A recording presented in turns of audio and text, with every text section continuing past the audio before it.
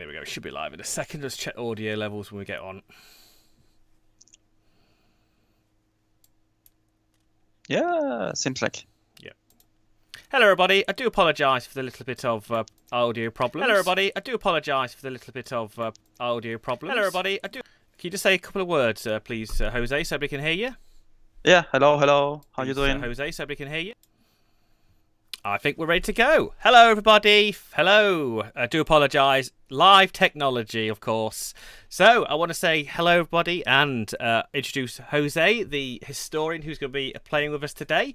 It's going to be a fantastic, epic battle. I just want to say a couple of things before we start tonight. Of course, if you have not already used the coupon code to retrieve the Field of Glory 2 Medieval game, but of course, if you love Slytherin as much as Mr. York does here, please can you wishlist Swords and Scimitar DLC. It is going to be absolutely awesome. So it is absolutely good. So, Jose, what are we doing tonight? Okay, today, well, you are going to play because, you know, I'm really bad. I try to do my best and I was totally destroyed. So I think it's better if I use my knowledge, okay, to speak a little bit about the battle and let's do the gaming part. Richard is the expert, not me. So, okay, so I think that one of the most important things that we should talk, it's about the setting, the map, the battlefield itself. We must figure out that this battle happen in a big hill, just to let you know, guys, in the southeast of Sierra Morena is a mountain range in the south of Spain. As you can see, it's a totally flat battlefield without trees. That, in my opinion, it was one of the keys of the victory for the battle. The situation today is a little bit more different, of course, than 800 years ago, because we can find several trees, pine trees mainly, right now. But if with more mental exercise, if we will be there, and we remove the trees, it will be easy to figure out how it was the landscape for this mythical and epic battle that has a very big, and again, I want to highlight, it's crucial for the Spanish Reconquista. So we are not going to talk about the historical background or historical precedents because otherwise we're going to be here just talking for hours, and we need to focus on the battle itself because this is what we want, right? We want some action. Richard, what do you think? It's going to be brilliant. I've got to say, I will a little bit spoil it. This is the first time I've played this battle tonight. We are playing on King difficulty, as always. I've got to say, Jose, when I saw this battle, when I clicked it just to see it, it was immense. For the Crusaders, it looks like a big, daunting task to kick the Elmeds out of Iberia. It's going to be difficult. I've got to say, I'm excited. So remember, ladies and gentlemen in chat, if you want to ask a question to Jose, and hopefully he can fill us in with some great details. So what I'm going to do, Jose, I'm going to start, think about what tactic I would do if I was the Three Kings. So just want to explain to us the Three Kings and what positions they are on the battlefield. Okay, let's talk about the armies. Okay, so let's talk first about the Christian army. On the right flank, there is the King of Navarra, Sancho VII, with 200 knights. The flank is always reinforced as well with Castilian militian units from different Castilian cities. So we can find, a unit from Madrid, a unit from Soria, from Medinaceli, and another cities. The center of the Christian army is the place where there is the most important Castilian units with the military orders, the elite troops of the Christians. In this battle, we can find Templars, we can find Hospitallers, and we can find the two most important Spanish orders, military orders of that time: the Order of Santiago, the Order of Calatrava, with the Meisters there, ready for the battle. The vanguard was led by the most important Castilian lord, the Lord of Vizcaya, Don Diego López de Haro, a fucking legend in the Spanish history. On the left flank, we have Peter II, King of Aragon, with his troops. We don't know exactly the numbers, but in my opinion, he arrived to the battle with 1K and 4K soldiers, and the flank as well, it was reinforced by Castilian militian units as well. Of course, we have to figure out that it's not just one flank, the center, and the other flank, because each flank and each body of the army should have at least 3 lines. There is the vanguard, there is the center, and they are the reserves. So where are the kings right now? The kings are on the reserves of each side. So we have we have the on the right flank we have the King of Navarra. At the rear of the flank, we have on the center the King of Castile, and on the other flank, on the left flank, we have Peter II, the King of Aragon, with his troops, as I said. Each body, 3 lines: vanguard, centers, and reserve. The kings, as I said, they are prepared with these units to enter in the battle if needed with heavy cavalry units. And what about the Almohad army? To be honest, we don't really know how the Almohad army was deployed in the chronicles, but we can more or less, figure out and have a guessing and checking different books written by some very famous historians to have more or less a clue or a guessing about how was the Almohad army deployed. So the first thing that we should take into consideration is that the head of the Almohad army in the Battle of the Navas is the Al-Narsis 10. This is the center of the army. Around the 10, we can find the Black Guard, the Caliph's personal royal guard, black slaves that they are changed into each other according to the oral traditions and the medieval chronicles to show other soldiers that they will fight till the end, because they are not afraid to go backwards, and to run away. They will dare to fight till the last breath, let's say. And they are really to die for the true faith. Around the 10, there was probably a wooden fence with spikes against cavalry, and the best troops of the Almohad army. We don't really know exactly what units were deployed on each flank, but it's sure that probably the first line of Almohad, it was just the worst units that they had. Probably, volunteers for the jihad, poorly armored. Yeah, they're represented by raw spearmen in the Field of Glory 2 game in the front rank. Yes, some historians did excellent efforts, in my opinion, to guess. So okay, so we have this first line with the jihad volunteers that I mentioned before. They are not very well trained, with no experience in combat. Basically, expendable units, cannon fodder. It's like, okay, we're here just to die for the faith. First line of combat, ready to assault the charge of the Christian knights. Remember, Templars, Hospitallers. I mean, the best of the best that the Christians can put on the battlefield.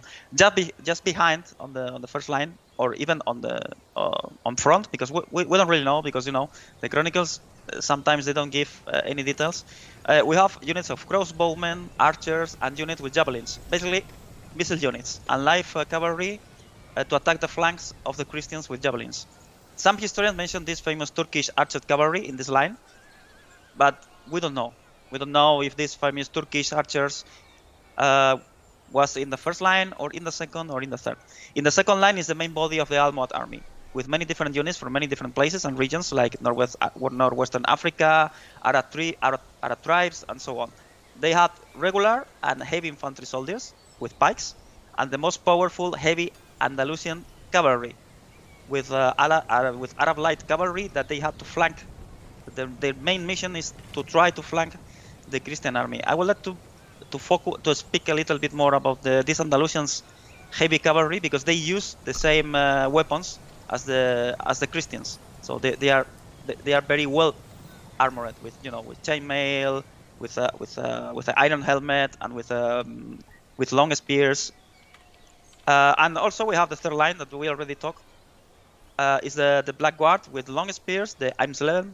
They are deprived because they are slaves. They don't have any armor. They are just naked with a long cloth, no armor, just chained to a post, and ready to die. And just behind them, the archers and the crossmen as well. They are now in the top of a mound. It's called the Mount of Olives, and this is a very good defensive position because there is a bigger slope. So the Christian army, they have they will have to crush the first and second line, and then they have to climb, let's say, while fighting to reach this tent, the tent of Al-Nasir. Oh, brilliant! That sounds fantastic. So, shall we begin this battle, Jose? Let's go. So, I look at this battle very difficult for the Christians, in my opinion. The fact is, here we have a major hill to climb. Lots of decent Arab cavalry. I am very afraid. Was it a tactic for the Arabs in this time to use, light cavalry to bait Christian knights forward, and also other baiting techniques for the heavy cavalry? So what? Yes, please repeat. What I'm going to do, I'm going to start playing on very slowly, just to let you know. Okay. So I'm going to power forward a little bit here. Okay, roll out. I've got a tough journey here. The fact is, the Almond have tons of cavalry, so we've got to block and push. It is, of course, my main goal to get to Mohammed, hopefully, and destroy him or rout his units in. Remember, in Field of Glory 2, we talk about POAs, points of advantage. The Arabs are numerous, but the quality is slightly lower, but we have absolute fantastic. We have kings, we have sub-generals, we have the armour, we have the knights. The fact is, are we able to push forward and hopefully not get too enveloped before all this cavalry gets in? This is a difficult battle, I think. Even though it's historically a victory for us here, this Field of Glory 2 Medieval Reconquista DLC makes it viable for probably both factions to win this battle. So, but kudos, of course, to the devs. How balanced these maps are. They're very difficult for both ends to have a massive advantage. I've got to say, looking at this tonight, and like I said, this is probably the second time I've just looked at it. It's not going to be a good ride for us here, just to get past and not outflanked by this cavalry, but also our slightly outnumbered infantry. But as you mentioned, Jose, the front rank, all I can see is raw spearmen, which are just the holding line here, really. Absolutely, these guys are going to take some hits, but of course they will fall to the end. But as Jose said, these guys are on a hill. We've got a disadvantage here. Of course, Field of Glory 2. This is a POA advantage. This hill helps them, in this defence. So our hopefully cause would be to hopefully bait them down a little bit while we push forward. So let's see if I can do one better tonight. So I've got to be careful. The three kings could get in a particularly sticky situation if I advance them forward. So we're going to probably try and advance our lighter troops forward to harass, hopefully bait the Arabs into making a charge. I think that's a viable tactic tonight. Sounds good, but historically speaking, the army who start the fight, they were the Christians. So, well, we'll soldier forward, but I'm still apprehensive about the flanks. Both flanks, of course, are going to be a little bit of a problem here.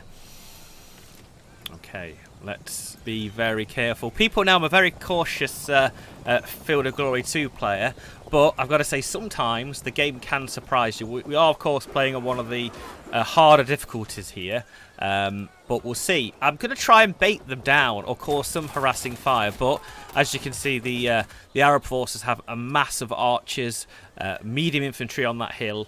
It's going to be a case if we can push forward. I think I've got to be careful. Of course, in Field of Glory 2 Medieval and Fog 2 Ancients, having a sub-general or one of the kings in one of these units will give us a distinct advantage in combat.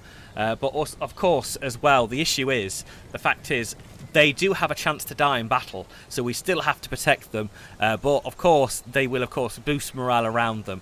But, like you said, we've got to get a little brave. Okay, let's see. I think I've moved all I can.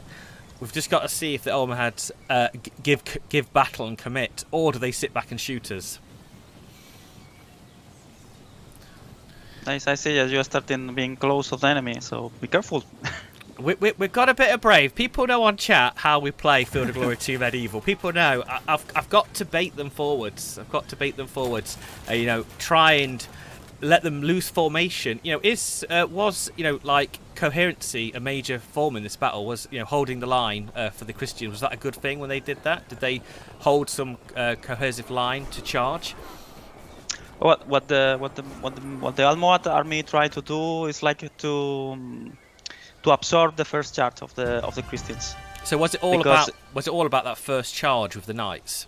The first charge, and also we talk about these light cavalry units that were on the flanks so we got of the Almohad army.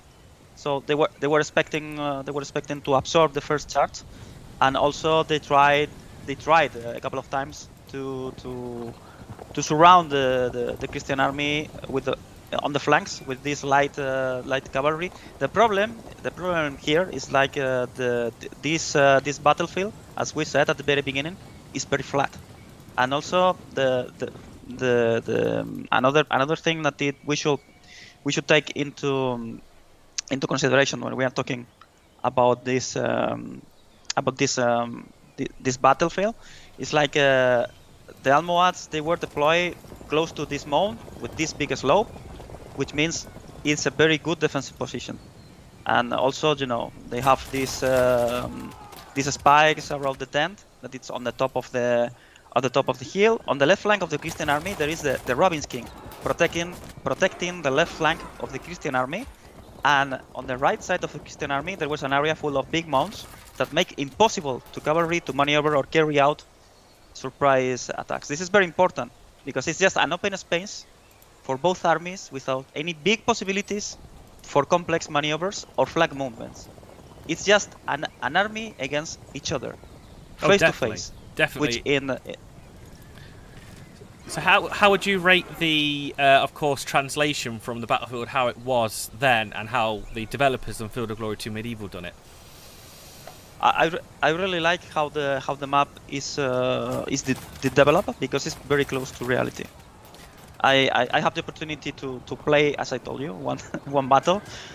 I was totally crushed by the Moorish, but I really enjoy at least I feel part of the Christian army, because you have the Lord of Vizcaya in the battle, you have the Templars, you have the Free Kings on the battle, so it's very immersive. I really enjoy.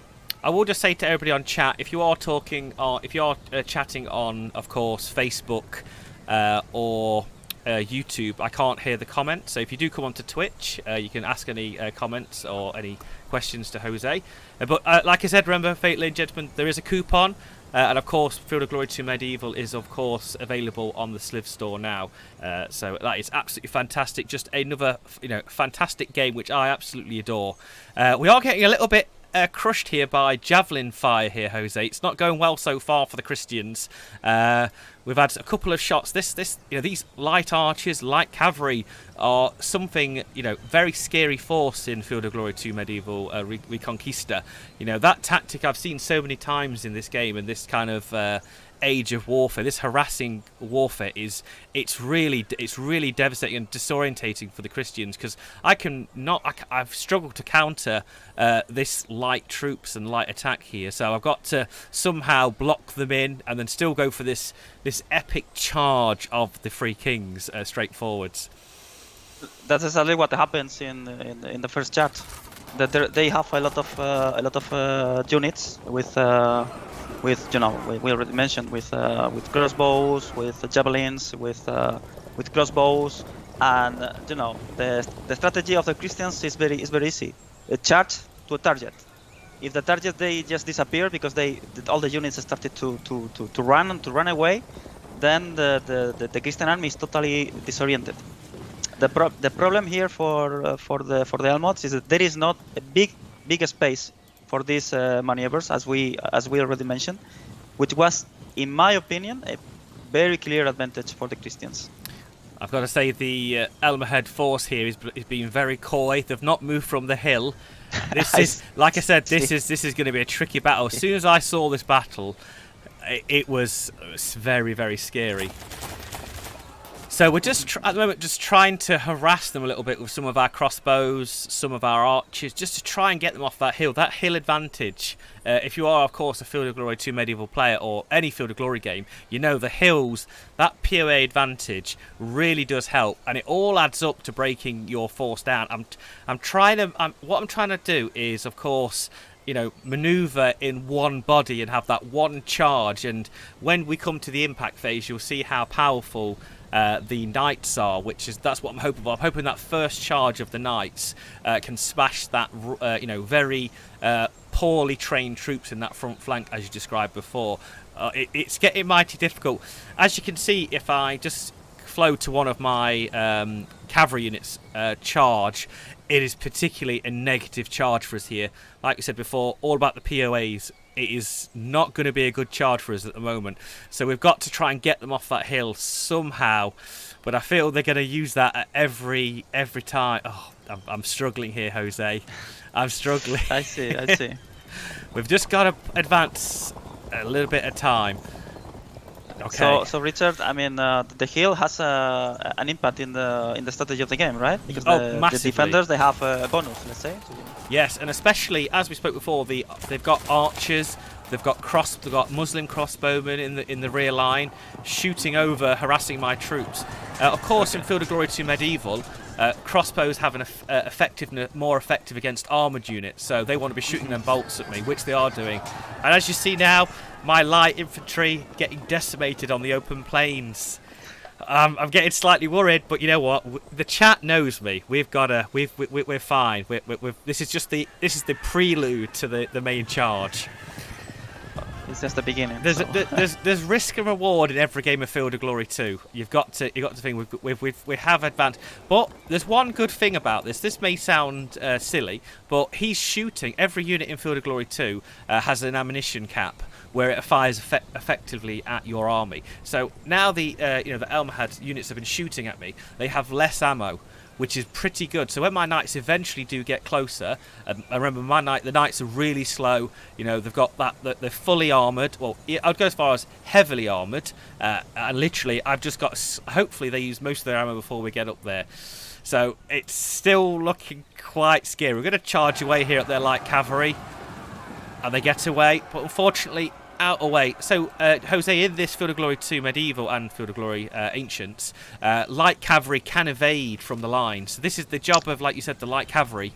It's trying to make me charge, and of course, if I charge it, I'll end up middle of nowhere, unsupported by my fellow Christian knights. But we've still got to push forward.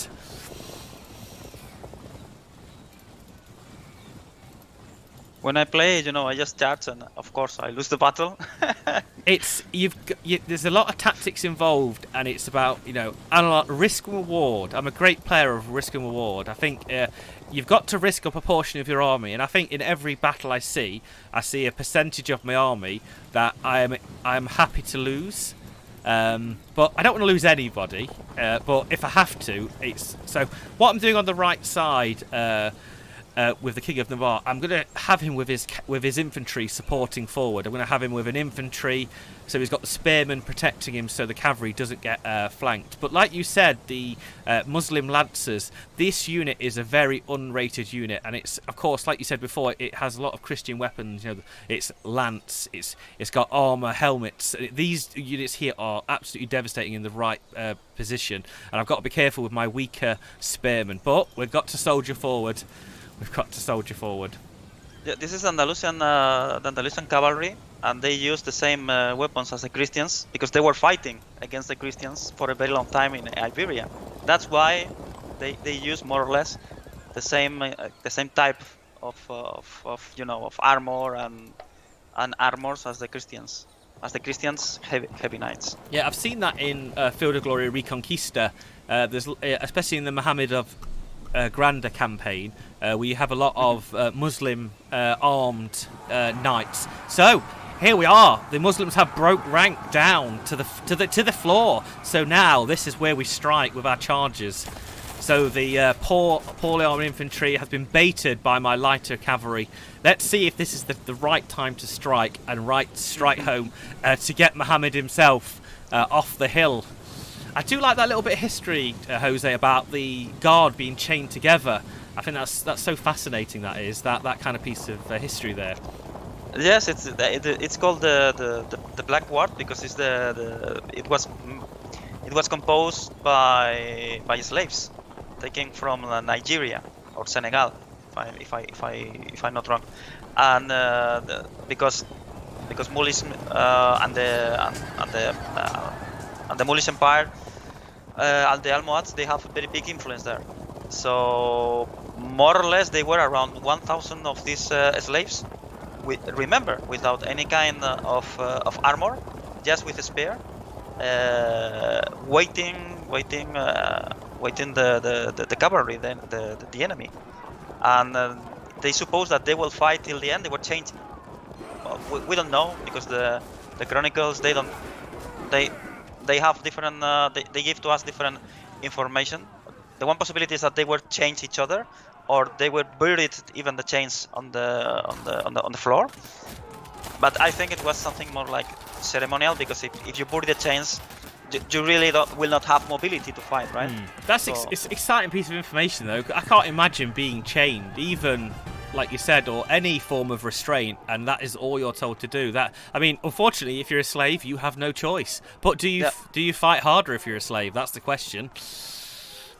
Yeah, one point that it's interesting in my opinion. For example, Saladin the Great, it has his royal guard, and the royal guard was called the Black Guard as well. Ah. So might be some kind of tradition. Okay. In the Arab world. So, because, for example, sorry, we're just about to come to a key moment. So. Yeah, please go ahead. So, we're guys and girls of the chat, wherever you're watching, we are going to go for our first nightly charge.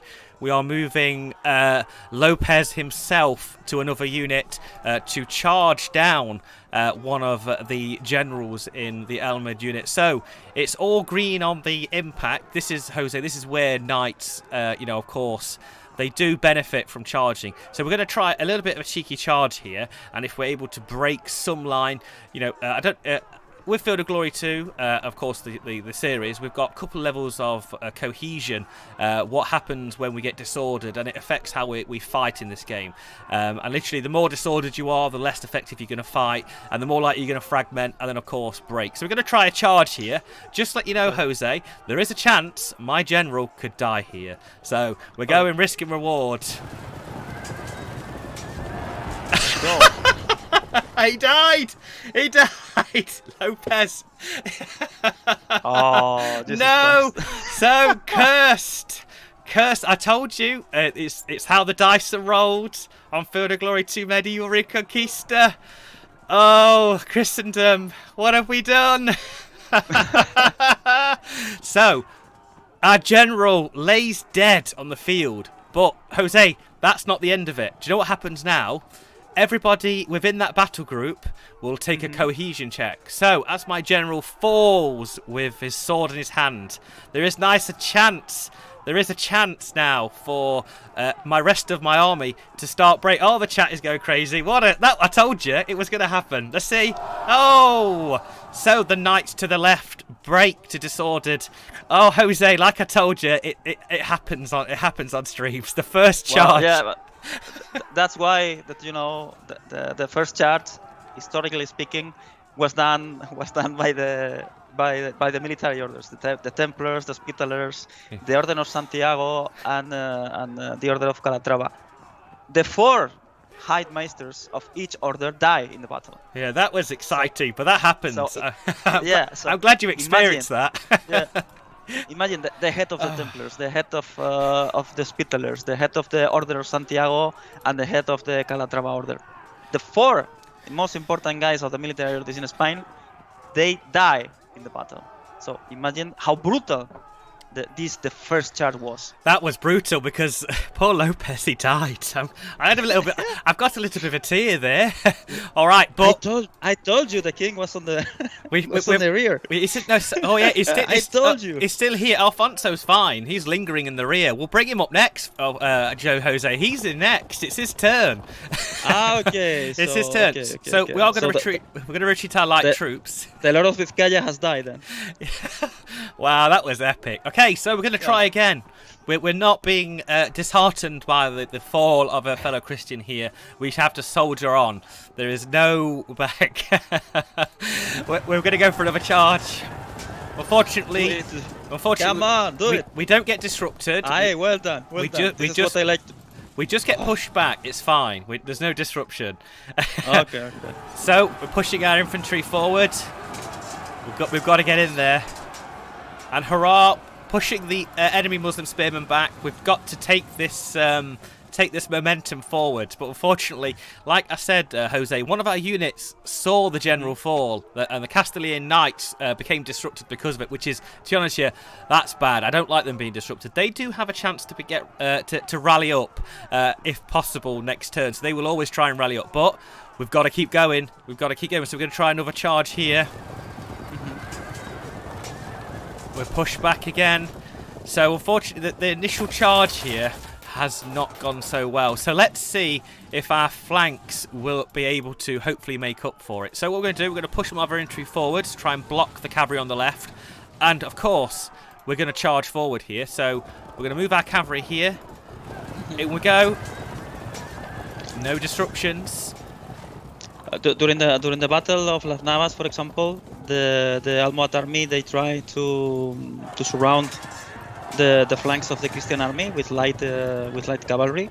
But if we remember, the Christian army was divided in 3 lines, and these units that were in reserve, they were used to stop these charges that happened like one or twice during the battle. So in this case, Alfonso VIII, he was very clever from the very beginning, and he was ready to stop the main strategy of the Almohad army in this battle. Something that he didn't do in the battle of Alarcos when his army was totally defeated. Okay, it is Sancho's turn to do his epic first charge, Jose. Let's hope he doesn't die as well, because it's an omen. Okay. Well, brilliant. We actually impact the enemy cavalry. They don't lose any cohesion, but thankfully we stay kind of drawing there. Oh, it's a bit risky, this is. I see. I'm not entirely... That was very unlucky. But you know what? It doesn't matter. The main thing is about playing Field of Glory 2 Medieval and any slivering game is that you have fun and you learn about history. This is why we're here tonight. And I've got to say, of course, Rob in the conversation before with Marco was very, very interesting. Everything he said about this battle and, of course, about this period in time was just absolutely amazing and very interesting. Hopefully everybody in chat was there as well. Okay, so I've got to end the turn. It's not looking good. So what do you think, ladies and gentlemen of the chat? Have I got a chance still? Have we just chucked too many troops in at the initial charge? Or do you think there's still time for us to gain this advantage back? You can win. I trust you. I'm fine. Win or lose, it doesn't matter. You're a good general. That first charge set the tone. It really did. Yeah, true. Do you know when you say it shouldn't go wrong, it should work? That's what happens. Mordante, come on. I need some positive waves in chat. We need everybody to go onto the Sliverin store and, of course, on Steam and wishlist Swords and Scimitar. Because I've done it already. Because it's true. You started with a big disadvantage, right? Because the Almohad army was bigger than yours, right? Oh, definitely, yes. It's massive. I think this is what happens in real life as well. So, of course, we will never know the number of soldiers who fought in the Las Navas, because the chronicles, they are not valid sources to check this information. According to the chronicles, we're talking about that the Almohad army, they have hundreds of thousands of soldiers, of knights, which, of course, it's clearly a wrong number. So, the Almohad army is certainly trying to encircle us here. It's certainly getting a bit busy on our flanks. I'm starting to worry. Hopefully our quality of our Crusader troops are better than of course, the Almohad basic infantry. Yeah. As they said in the chat, you always have a chance. So yeah, the battle is not lost, not yet. Okay, we've got a couple of wins there in the combat.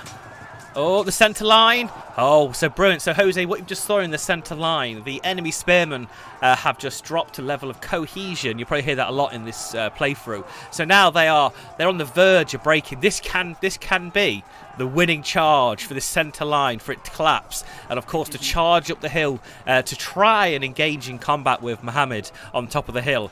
I'm feeling confident now. We broke that unit. We may have lost one of our kings, but of course his spirit is going to live in that initial charge. I hope so. Of course. Okay, are you ready for it, ladies and gentlemen? So, let me just say, remember, this guy's a sub-general, Jose. He has like a command radius, a command bubble, as you so far. So when he breaks, there could be a chance, a slim chance, but with the positive waves in chat, of course, wishlisting swords and scimitars right now, it will, of course, break and will charge through. Alfonso has joined the charge, because you know what? Alfonso is going for the first charge, because I know the chat is probably egging me on. So we've got a chance. As also here, though, Jose, the fact is, Alfonso is in a military order unit. These are highly superior. These are better than the standard knights we have on this field. These are highly superior. They are knights. They are heavily armoured. They've got a couple of capabilities called knightly lancer and swordsman. So they are the creme de creme. So we're going to go for a charge of Alfonso first. Let's go. He struck hard. He won the attack. But amazingly, the Almohad Spearmen hold the line. So we're going to try the break. I need to break this unit. Fantastic. There we go. There we go. So let's see now. No disorder. Yeah, that's unfortunate, but we're going to go forwards regardless. Oh, the knights charge, but of course are repulsed by the Muslims, the Muslim spearmen just holding that frontal line. Oh, it's going to be interesting. I was expecting a break or two there, so we're gonna try and just hold our flanks. The Muslim spearmen and the Muslim cavalry on the right and left are slowly trying to hold us in. You see, there's been a couple of breakaway units here. As you can see on the mid-left section, we've got a cavalry unit which is broken through, which now, for the next couple of turns, could be innocent. But of course, they can turn around and threaten our entire centre flank. So it's going to be interesting. So what we need to do now, we need to turn a lot of our units here. So a lot of this Berber cavalry, as I mentioned before, a lot of the Arab cavalry, the Almohad cavalry, evades. It doesn't want to attack. So I'll show you probably. I think this cavalry does evade, so we should charge them. And there we go. Off they go. They don't want to fight. But luckily, we get enough AP points to charge down. And, slaughtered. That cavalry unit is now on the left. We're filled with zeal. So, Pedro has done well. Pedro's done really well on that left flank. But it is now unsupported. So we've just got to hold this line now. I'm quite happy with that. Quite happy with that. So, at least one of the kings did well this game. Okay, so we're going to keep this medium infantry holding this unit. I think our Field of Glory 2, a main tactic is zone of control, Jose. Probably everybody who's watching who's a Field of Glory 2 fan will know about zone of control. What you want to do, you want to lock your opponents in combat. So you can see here, I've got this unit of medium troops. It's got a couple of dotted lines in front of it. We're holding that cavalry unit in a zone of control. For him to back away, he would have to take a couple of cohesion checks. What we don't want, as you can see, we're in some rough ground here. Rough ground's a really bad day for any heavy infantry, which the Almohad troops are, and of course the cavalry. They don't want to attack here, so this is a fantastic position. We've got these medium troops. That could save us a couple of turns. So we're going to do the combat to the left. Fantastically, we win the combat against the Arab cavalry, but they've got as enough zeal as we do. They hold. We wanted to break them, but we didn't. And again here, for example, we can see again the flags of Castilla. So we can see that the developers they have the historical aspects of the battle into consideration, because remember, the king of Navarra, the king of Aragon, they were supported by Castilian units. So here we can see in the game that in each flank the Castilian flag, because this historical aspect of the battle was even taken into consideration.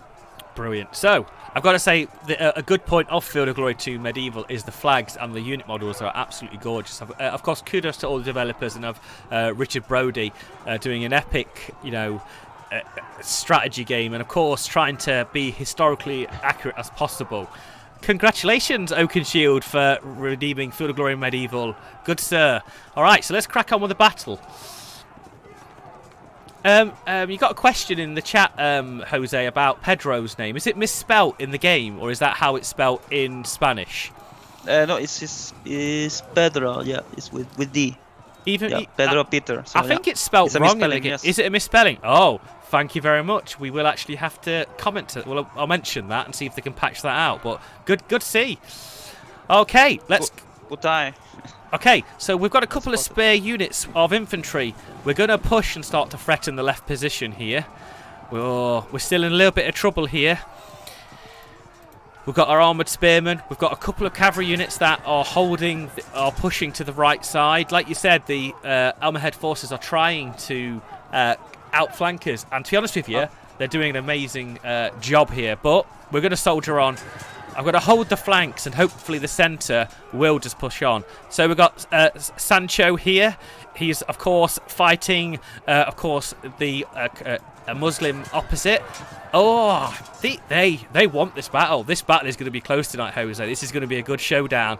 This is not a walkover. Do you know what? We've had some good wins here, but unfortunately, the Muslim forces have just held it tight. They're not giving any ground here on these flanks. The centre is just going to be a wash of sword, shields, and a lot of dead people. So we're going to go for our fourth charge of the centre. We've got some Castilian knights now aiming down the mid-left flank to charge down.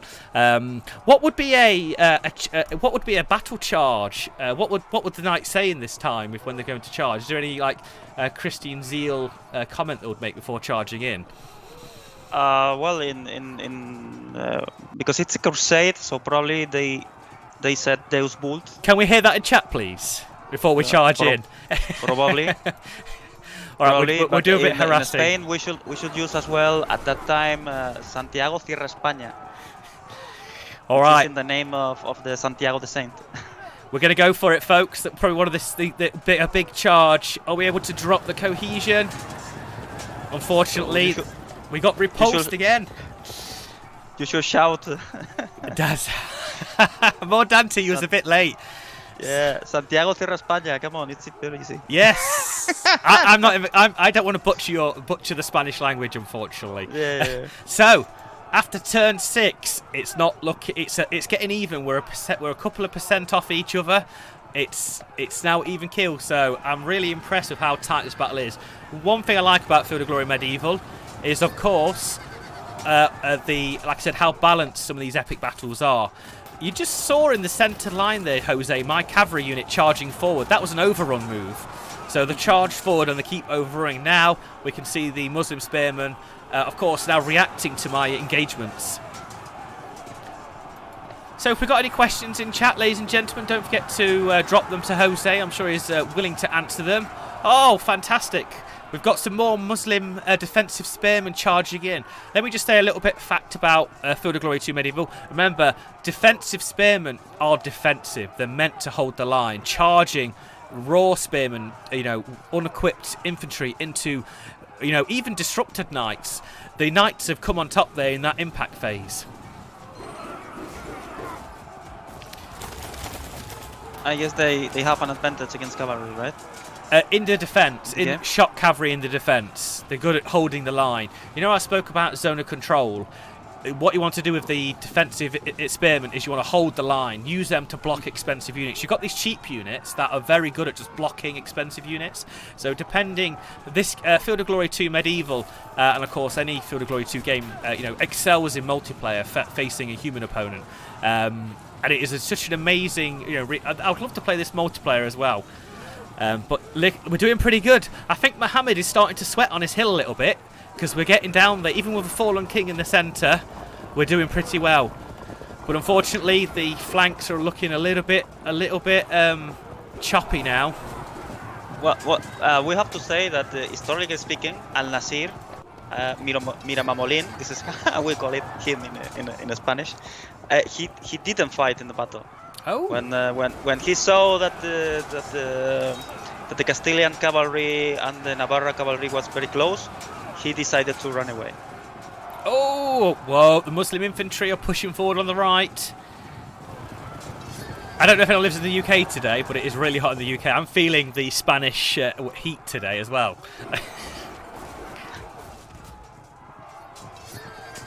It's looking a bit. This is looking a bit juicy. This battle is at the moment.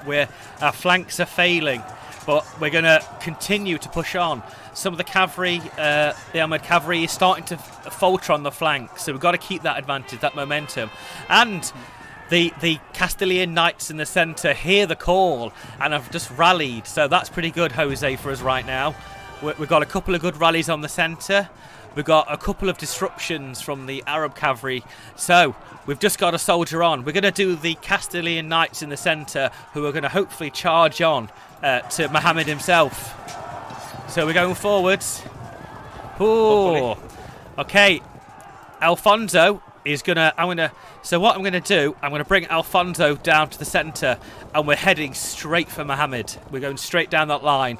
We're gonna fight him in this. We're not gonna let him flee. So did Muhammad survive the battle, or did he flee the battle at the end? He survived to the battle, and he was be able to run away thanks to this black guard that they fight till the end.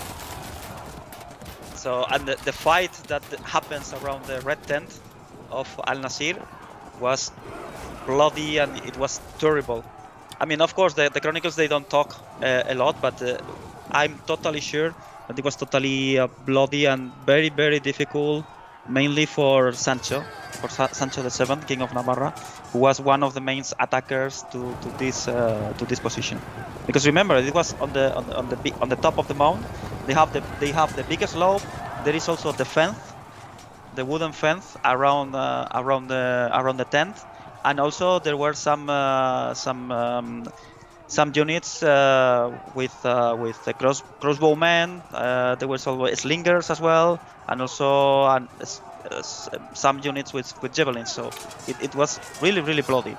Oh, that battle. Just as you're speaking there, Jose, we've done a couple of good charges on the left flank here, but unfortunately the infantry, the Castilian infantry, is letting us down. It really is here. Our cavalry, it's all about the cavalry in this battle. The heavy knights are pounding the Muslim front line. I mean, it's as we spoke about, that impact, and of course, you know, you can imagine it. People on chat wherever you are on, of course, Facebook, I think Facebook or Twitter, or wherever you're watching this from, or YouTube, sorry. That impact is so deadly with these knights. Always worry about European knights. They are, I think they are the tanks of the medieval age. You know, I can't imagine being hit by a man, on a working horse in full plate armour with a lance. You know, you're not going to have a good day.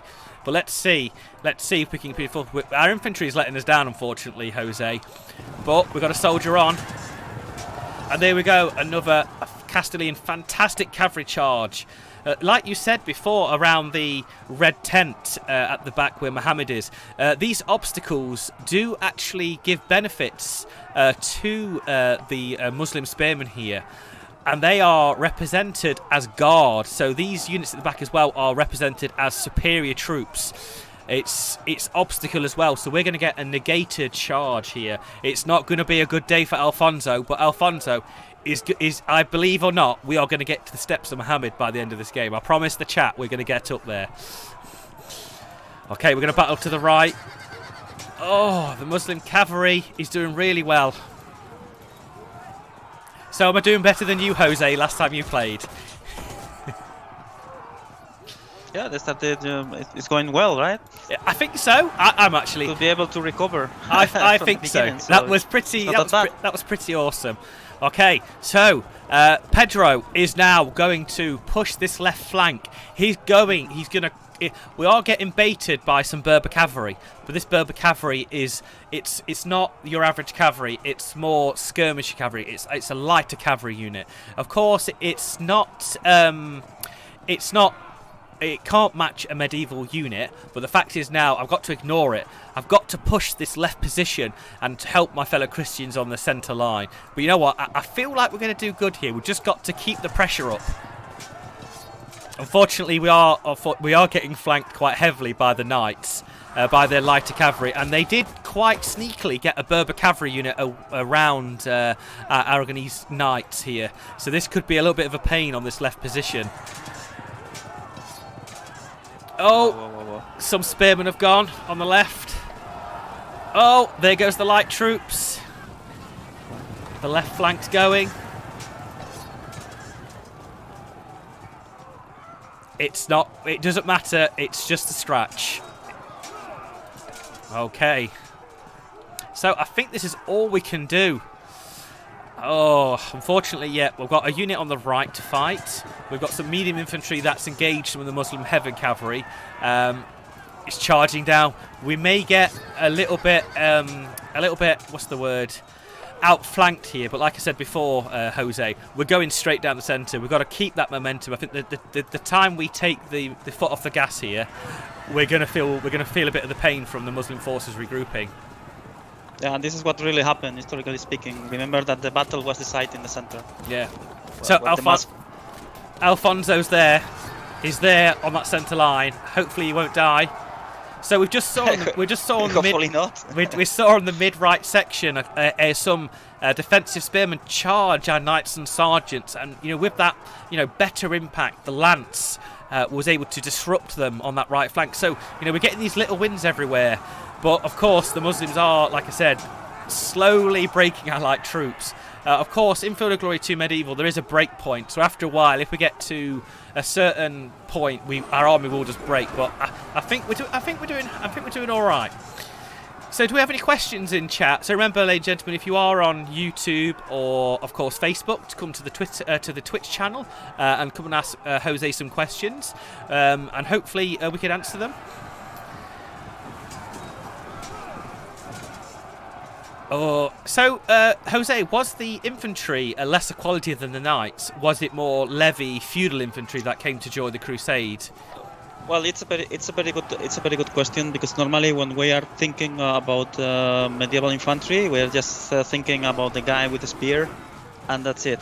The thing is that in that specific battle was a little bit more different, because there were a lot of well armored soldiers with chainmails, and with this conic helmet made by iron, and also they were they use sword and normally a big shield. So these units normally they were part of the they were paid by the king, because there was like a four different kind of units in the Christian army. We have the soldiers and nobles who, let's say, they are the royal guard. Normally they were around 200 knights. It could be foot soldiers or knights. Also they have the most important lords of the kingdom, who bring their own private armies. There are some very important people with a huge number of foot soldiers, and also the church. They participate in the battle with their own private armies. One of the most important guys of the battle, it was the Archbishop of Toledo. He bring a private big army, and they charge with the king when the battle was close to over. So we need to think that it was a very important moment. We've got a question off Ethan Pixel. What are the best historical sources for the accounts for this battle? Is it mostly Christian point of view sources given that won it? So I think, is he trying to say, is history written by the victors? Well, yeah, of course. Unfortunately, it happens in all battles. Well, if you check the Arab chronicles, they don't give so many details about the battles. Of course, if you win a battle, you want to highlight and make propaganda about it. If you lose a battle, you don't want to talk that much about it, right? For example, just to give an example, the Christian chronicles, they said that they lose only between 30, 40 or 50 soldiers during the battle. Really? Which of course, yeah. Wow. With the Spanish, Jose, I'll stop you once. I'll stop you there a second. To Innocent III. I've lost a lot. We did a very Christian great battle. We lose only 50 men. We killed thousands of enemies. Yeah, I've lost a lot more just now. So, Jose, I'll just stop you for a quick second. We're just about to epically charge through the centre line. Yet again, the knights breaking through.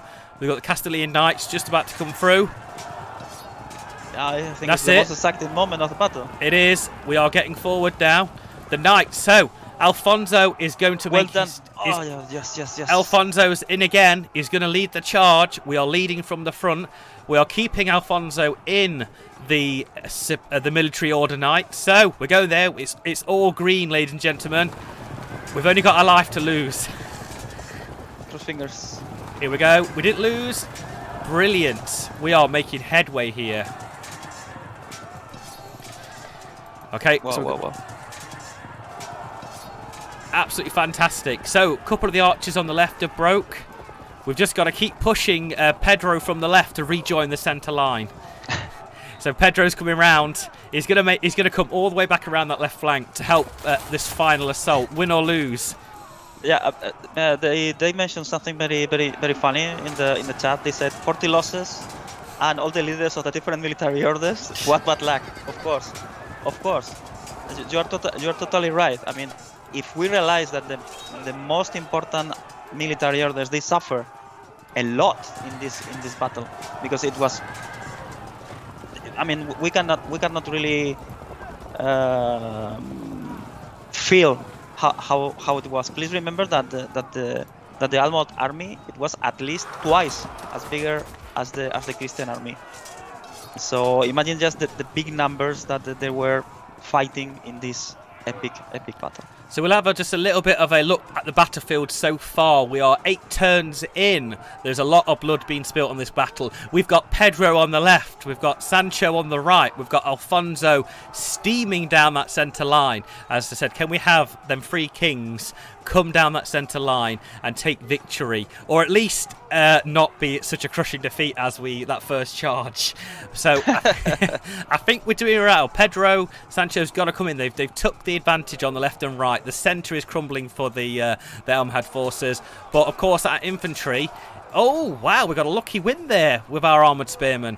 It's going to be quite lucky for us here. But I think, unfortunately, our infantry is letting us down.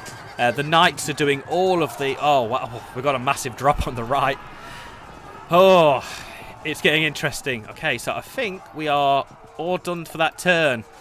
I've got high hopes, Jose. I've got high hopes for this battle. Okay, cross fingers then.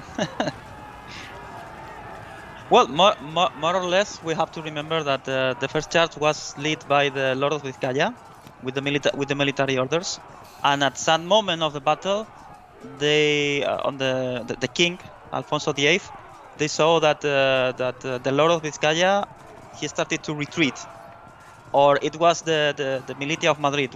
We don't know, because it seems that the flags they were using, they were quite similar. So there is a moment in the battle while the king, Alfonso VIII, he looks at the Archbishop of Toledo, Rodrigo López de Rada, and he's like, okay, we need to go. We're gonna leave because we're going to lose the battle. And then the Archbishops of Toledo said, no, we need to fight. It's time to win or die. I'll just say here, we've had a major development in the battle, Jose. So the Almohad cavalry has decided to desert. So they've seen the shine of the steel from the Christian soldiers, and it's all back on again. Jose, it's about to change. It's all about to change for us. It's going to be... Oh, here they come. The cavalry storming that mid-right flank. I don't know if anyone can see just above my head the Castilian knights charging down. I tell you that, it's been back and forth. We're slightly losing still. But you know what? We're still holding our own. Let's see. I love when these games are like this. There's no clear design, victor at the start, and it's back and forth. But I like to think we're still 10% behind the Almohad forces. But you know what? That's nothing in Field of Glory 2. It can turn on its head with a coin flick, really. Well, about artifacts, because Pixel 464, he asked about if there is some evidence or artifacts. They found several spears and several arrows, which means that the arrows, the crossbows, they were really used a lot during the battle. Just the head of the spears normally is like 15 15 centimeters long, and the arrows is around 5-6 centimeters. So, and it's very easy to distinguish one Christian arrow or one Muslim arrow. Just to let you know, for example, the Christian is two edge, while and it's totally flat, the head of the head of the arrow, while the almohad arrow it has like a pyramid head. It's just that, you know, to penetrate the armor of the Christians. I will just interrupt you, Jose. We're making great. Alfonso is about to break through, and I think within a turn or two, we're going to be knocking on Mohammed's door. It's looking good. The Castilian charge, the Great Crusade is about to come home. Just not the football. There's my one football joke for the stream. Well, and we've just got some Knights rally as well on the left position. I see. Someone said in the chat that this battle was like a European Cup. In fact, more or less, because, you know, in the Christian army, you have people from France, you have people from the north of Italy, you have people from the south of France, from Germany, from the Kingdom of Leon, from the Kingdom of Portugal, from the Kingdom of Aragon, from the Kingdom of Castile. So indeed. Okay, so we've got Alfonso, ladies and gentlemen, in the lead, combat in the centre. We're going for the red tent. We're going for the black guard. It's all on for this final charge. And we've got two fragmented units. So Jose, this is pivotal right now. We've got that momentum on the centre. We've got to keep pushing. I think we're going to come down. It's going to be brutal here for the Almohads. Yeah, I see. I want this to break. We've got to break. Come on. So remember, when a unit breaks, every unit adjacent is going to take a cohesion check. So that unit next to us, you watch it. It should break. And off we go. Alfonso on the front line. So we're going to try another charge from our Castilian Knights. Brilliant. So we're in a good position. We're in a good position right now. Unfortunately, Pedro has been charged by some lighter Berber cavalry, but he should easily dispatch this light cavalry. He does instantly. Pedro brushes them aside. I am a king. Back, you peasant. So the front line is where the action is, ladies and gentlemen. As you see, we've lost a king. Who did we lose at the start again, Jose? Who was the general in the front?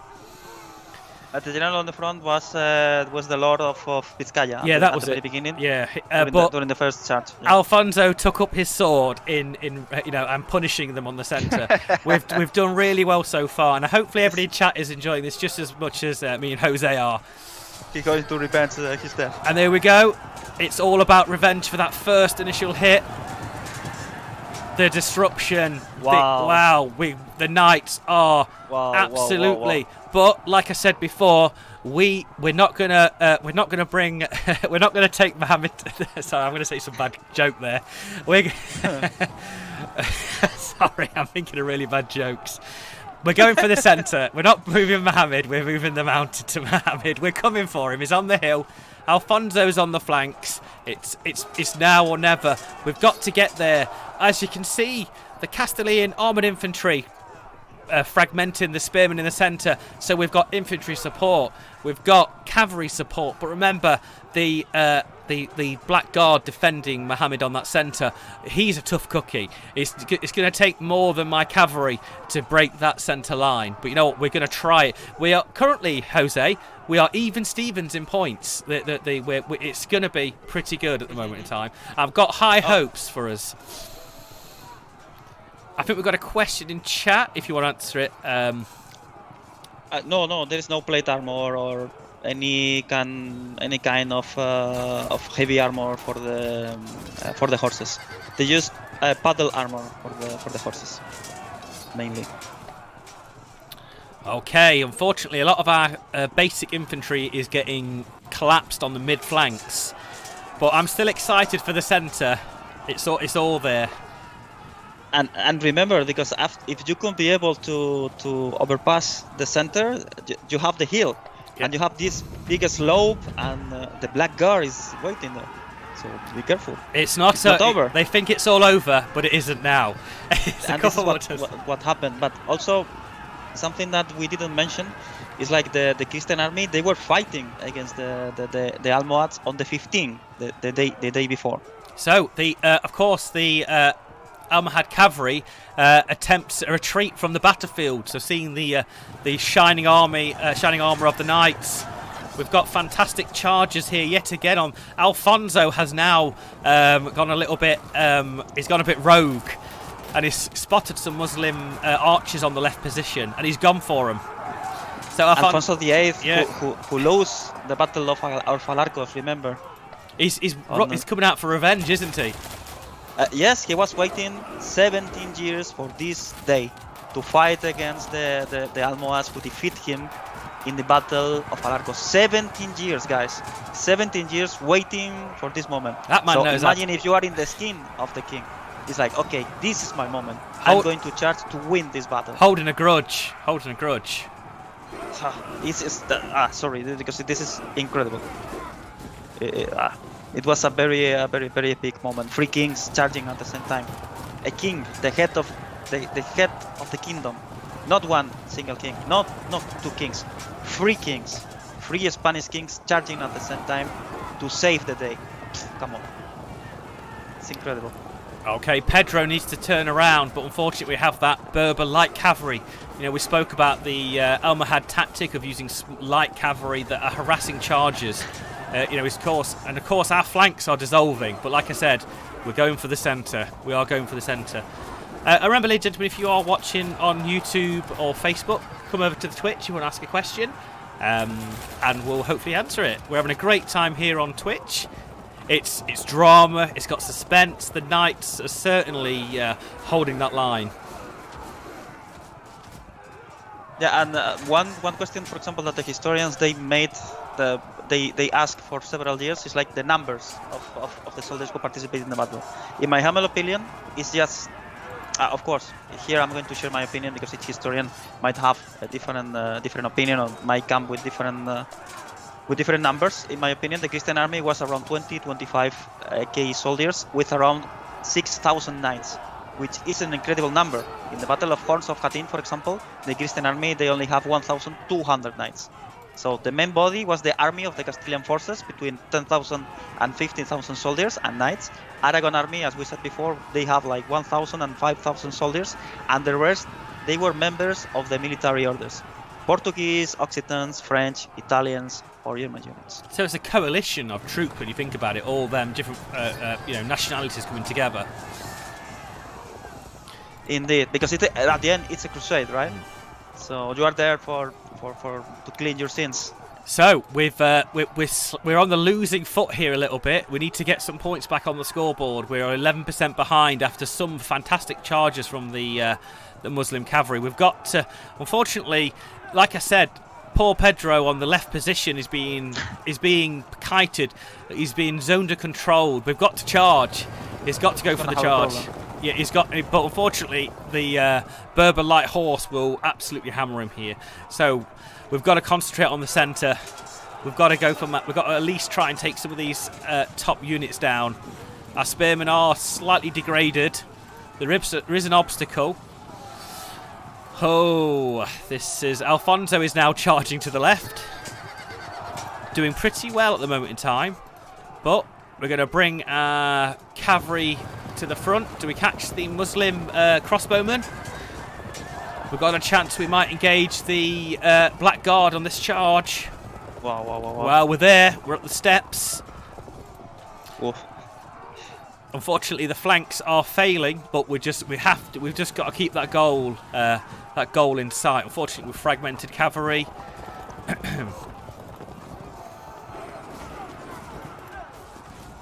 Our poor archers to the right. Okay, let's see if we break this infantry unit. Yes, we do.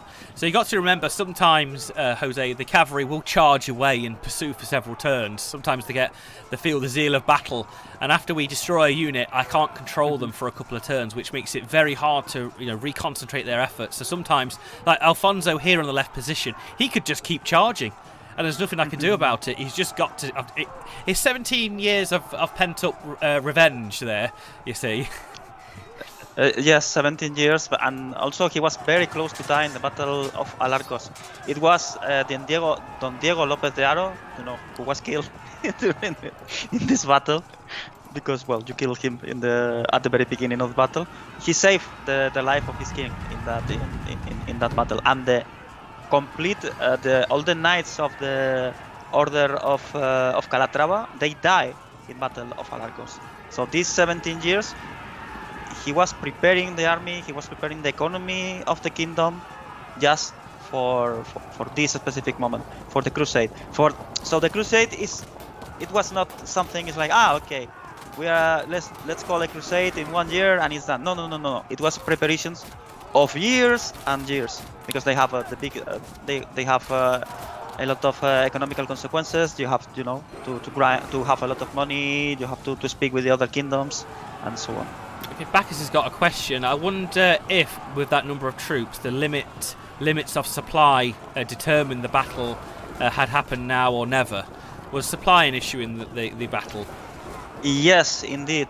Both armies, they have problems with supplies, and also we have to figure out how difficult was for a medieval army to supply this large amount of soldiers, because we're not talking about 1,000 soldiers or an army with 2,000.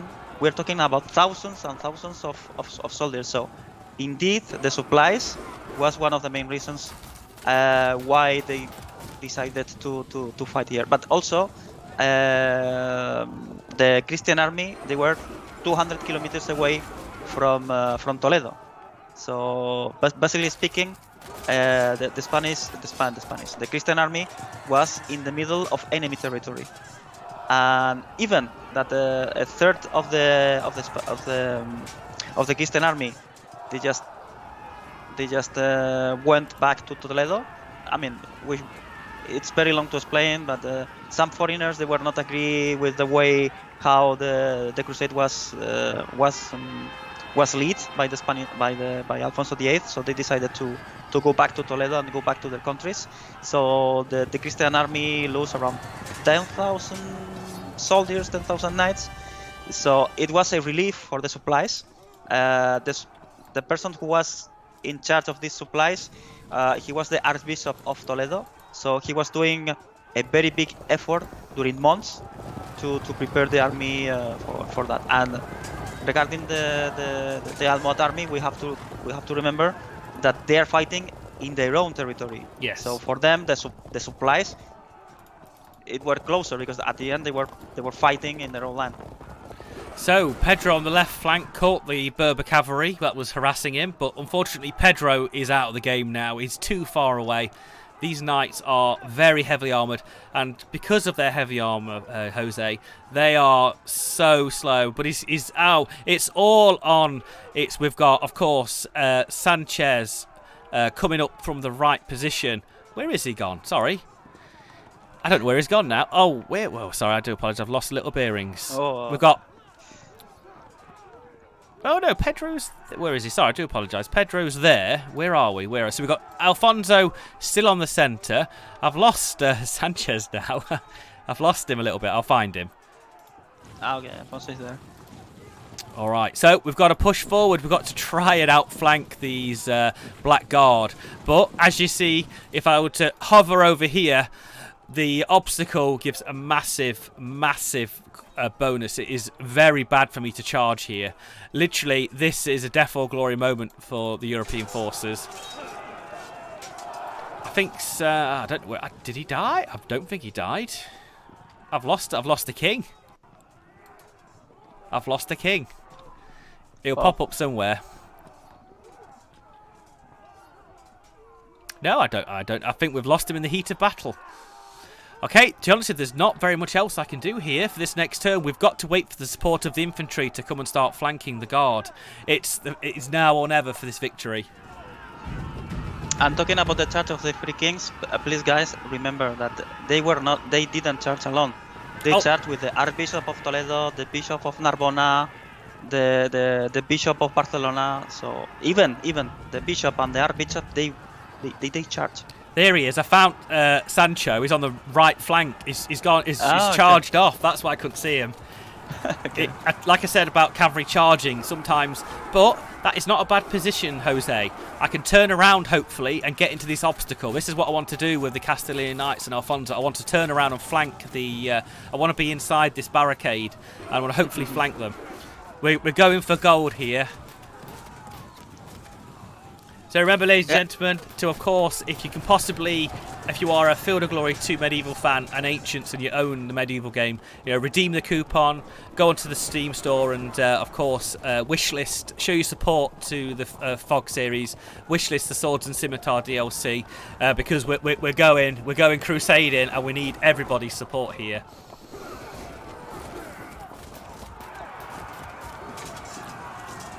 It's very tight, this is, Jose. It's very tight. This could go. I see. This could swing either way easily.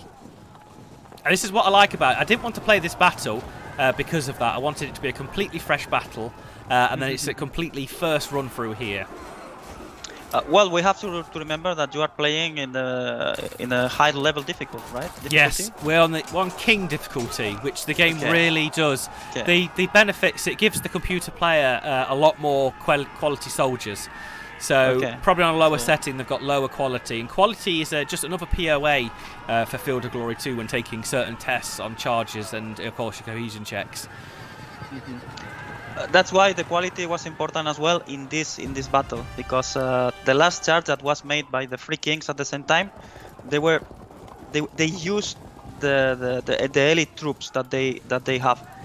They didn't have military orders anymore because they were just crushed in the first charge. So they have the Castilian knights, the knights from Aragon and the knights from Navarra who charged in this last charge, the charge of the three kings.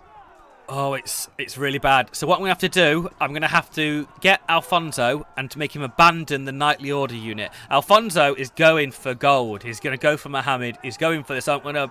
There's of course ability in Field of Glory 2 and the series of transferring the general. He's going to hop on his horse and he's going to pop over to that unit. And of course the military order are going to engage the Muslim knights, freeing up the king himself to come raging down behind the Muslim line and hopefully to victory or defeat. I've not decided which yet. Okay. Okay. It's going to be painful these next couple of charges, and everybody on chat knows how painful it's going to be for us. Daz, if you are on chat, I'm maybe going to run slightly into the next spot here for you, because I know you come on at 7, so we are going to slightly run over the stream. If you don't mind. It's going to end epically. Well, when I played this battle, I think I lost in 30 minutes. In normal difficulty, so you are doing a very good job. I'm panicking underneath, by the way. Absolutely panicking. Thank you very much, Daz. You legend. It's tactics, it's feeling, it's looking at your stats, looking at the PO values. Field of Glory 2 is a very rewarding strategy game. If you're a tabletop war gamer like myself, you love the cohesion, the moving around, the flanking positions, and anything like medieval that makes it through. Oh, we are starting to break here. We're 11% off, Jose, breaking. If we get to 60%, we break. Our army gives up. Okay. But I would say the chat would say we've done an epic field here. We've done really well tonight so far. Even if we lose this, it's going to go down in Field of Glory 2 Slytherin stream history for that first charge.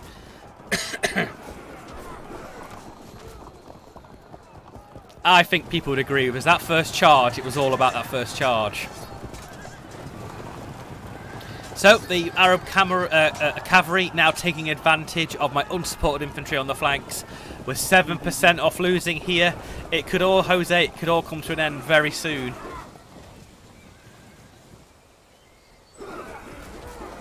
And this is a strategy that the Moorish army they try to use in this battle, in the battle of Las Navas. Again through the flanks. We could do with a rally or two. We need a rally. Okay, Alfonso. We're going in. Okay, so what we're going to do first, we're going to break this unit. And then we've got to try and flank these units. Of course, the military order are going to go. Nope. We've got Sancho coming in from the flank. We've got Pedro from the far right.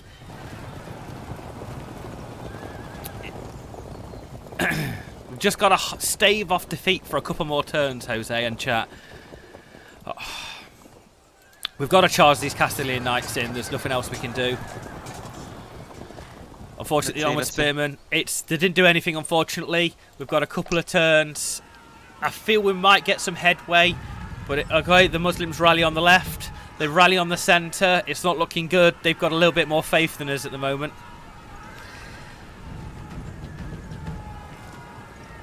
So much action.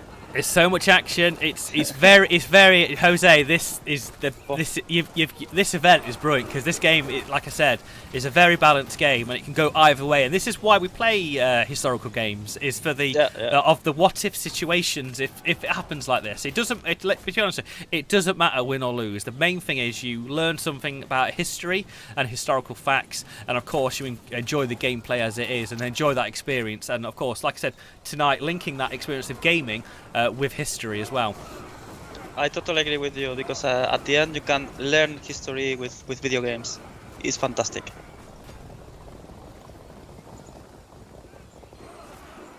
And not only this, because you can live the action that these guys they live in their own skin when they were there.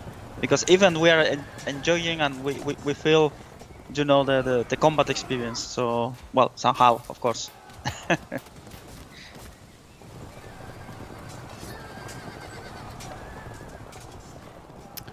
That obstacle, that centre. Did the Knights ever make up to the centre where the Mohammed was actually stationed? Yeah, he was on the tent. He was looking at the battlefield. When they see that the Free Spanish Kings they started to be closer and closer and closer in the last charge, it's like when he see that the center is just collapse. And the Moorish soldiers they just to run away. He decided to do the same, and that's why he saved his life. In the last okay, it's going to be risky here next turn. Alfonso, next turn. This is to the chat. Is going in. It's going to be a horrible, brutal charge, but we've got a last couple of turns. Everybody can see this. Everybody knows the utter strain, how much I don't want this charge, but they're in obstacles. It's just going to be a couple of turns of me manoeuvring around. Pedro, Sancho are both trying to get in here from the flanks to support Alfonso. It's going to be a last hurrah. It's going to be a last hurrah. Yeah. And this is how this wooden fence is even in the game. It's even in the battle. So this is a small little things that makes this kind of games small gems, you know. Oh, it's pressure. It's pressure, Jose. It is very pressured right now. You don't know how intense this last couple of turns is. I know. I'm suffering with you, right? I'm suffering with you, man.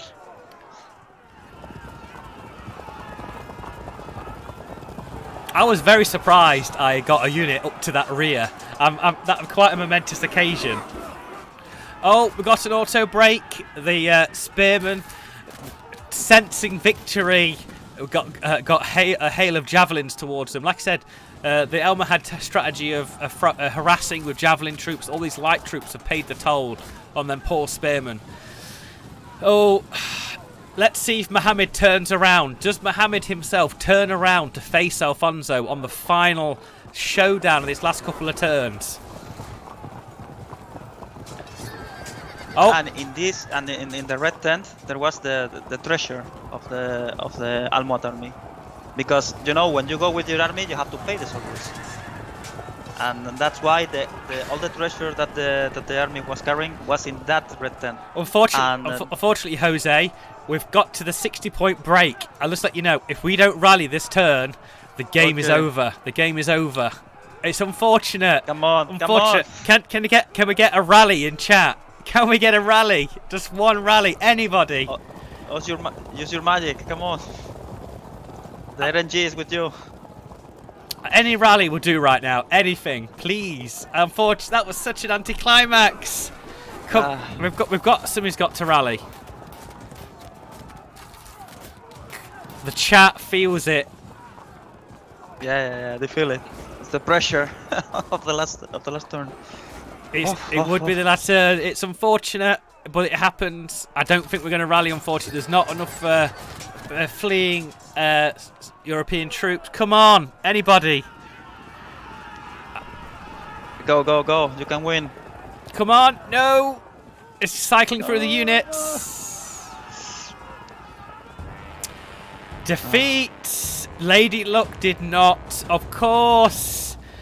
So, unfortunately there, ladies and gentlemen, we were pipped to the post, but I've got to say, that was an epic battle there. And I'm going to say it was back and fro all the way. I did not expect to get to the end there. I did not expect to get to behind the red tent itself. Alfonso was primed to do an epic charge against Mohammed himself in the red tent. Jose, do you have any final words to say for the stream, for the people in the stream right now? Yes, we talk, for example, about the chains that were surrounded the red tent of Al Nasir. This is according to the Spanish tradition. These chains, they were broken by the king of Navarra. That's why, according to the myth and the legend, these chains, they are parts of the shield of Navarra, who are now 800 years later parts of the shield of Spain. Absolutely fantastic. Jose, I just want to say thank you very much for being part of tonight's stream. I hope you enjoyed my interpretation of this battle of Valena das... I can't pronounce it. I keep pronouncing it wrong. Can you pronounce it for me again? What? The battle name. How do you pronounce it properly? Because I'll butcher it again. In Spanish, yes. Okay, in proper Spanish. Las Navas de Tolosa. That's the one. So there you go. I want to say thank you and hope you enjoyed my interpretation of the stream. It was fantastic. And I've got to say, you know, having your historical input about what was there, who fought with there, you know, and of course, you know, how we tried to recreate some of the action there today. So, remember, ladies and gentlemen, of course, if you do not follow Slytherin on Twitch and other social medias, please do so now. Remember, there is a coupon, of course, for getting 20% off Field of Glory Medieval. Field of Glory 2 Medieval, of course, is in the Sliv store, which is, of course, you guys know if you're watching on Twitch. Of course, sorry, one more thing, Jose. Please yes. Wishlist Sword and Scimitars to support Slytherin and the ever-growing DLCs for their games. And that's kind of it. Any more final words, Jose? Yes, one thing that we didn't mention through the whole battle. Today is the anniversary of the battle. 812 years ago, this battle happens. So we celebrate the anniversary talking about this epic battle and the three kings. So thank you for making it happen. Thank you very much. Okay, brilliant. Thank you very much, ladies and gentlemen. It has been epic. I've been Richard, and Jose has been Jose. Stay tuned for more, of course, Field of Glory 2 Medieval from Daz Tactics himself coming up very soon. We've slightly gone into a stream. So, like I said, thank you very much, ladies and gentlemen. Stay safe, and of course, hopefully we'll see you in another historical stream. I feel this went epically tonight, and I hope you enjoyed, of course, my interpretation. So stay safe, and bye-bye, folks.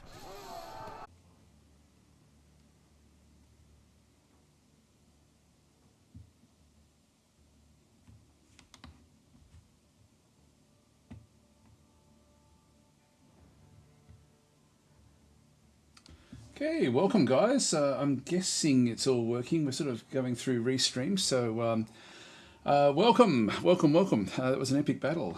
Really fun to watch that one actually. So anyway, if someone could just let me know that the stream is actually working in Twitch. We're sort of doing something a bit different today. We're actually going across to the Steam. We're live streaming across at Steam.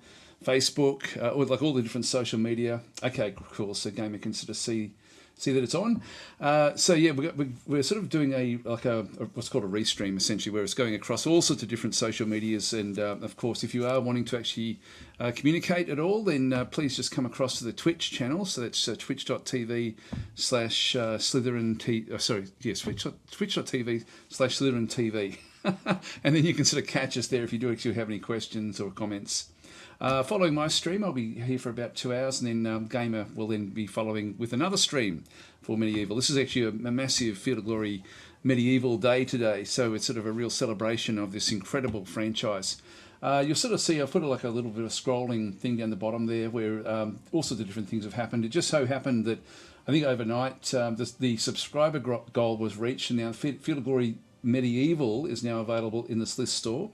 If you are also wanting just for today only, in celebration of, I guess, this special day with all of the medieval sort of stuff that's going on, you can actually also get like a coupon. So if you just do ! Coupon, you will then actually be able to, this is in the Twitch chat, be able to then sort of get 20% off just today only as well. There we go. So thanks, Gamer, for putting that up there. And so actually that's not just on Medieval as well, by the way. That's the whole Field of Glory franchise. And also we are trying to just get people to go across and wishlist the Swords and Scimitar DLC, which really helps a lot, I think, just with Slytherin with planning their marketing and how they're sort of going to then be able to sort of push forward with the different DLC. So that's sort of one of the pushes we're trying to sort of get through today. Anyway, that was really, really awesome actually to watch Jose and Richard actually sort of going through the battle. I love the format, and I'm guessing that you guys would be sort of in the same sort of vein there, just having that not just the historical perspective, but just the flavour, like the chained blackguard and stuff like this. They're just those little bits and pieces you don't really get to see. It's just really, really awesome. Anyway, that was a really great format. Anyway, guys, we're going to be playing. I think we'll just go back and play another random campaign. I really do like the random campaigns in this game. So we're just going to go back to sandbox campaign since we're here. We'll just launch this one, and we'll just get started. So we'll play. I do tend to like sort of more the Western European type armies and knights and things. So I think I'll just sort of start around there. I'll be playing on Duke difficulty. I mean, I know that actually, where does yes, Richard was playing on King difficulty.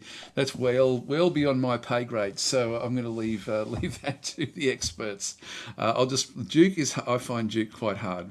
Anyway, we'll play with say 5 battles. This is the default for the game. Again, if you've got any questions, just sing out. I'll do the first battle size as small, last battle size medium. So it'll just sort of slowly ramp up over time.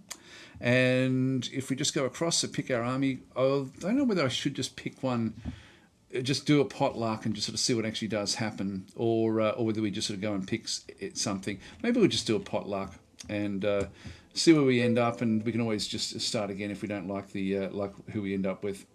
Okay, I think everything else is now sort of working. So yep, looks I'm getting green lights, which is always good. It's always a worry when you sort of do something a little bit different with this one here.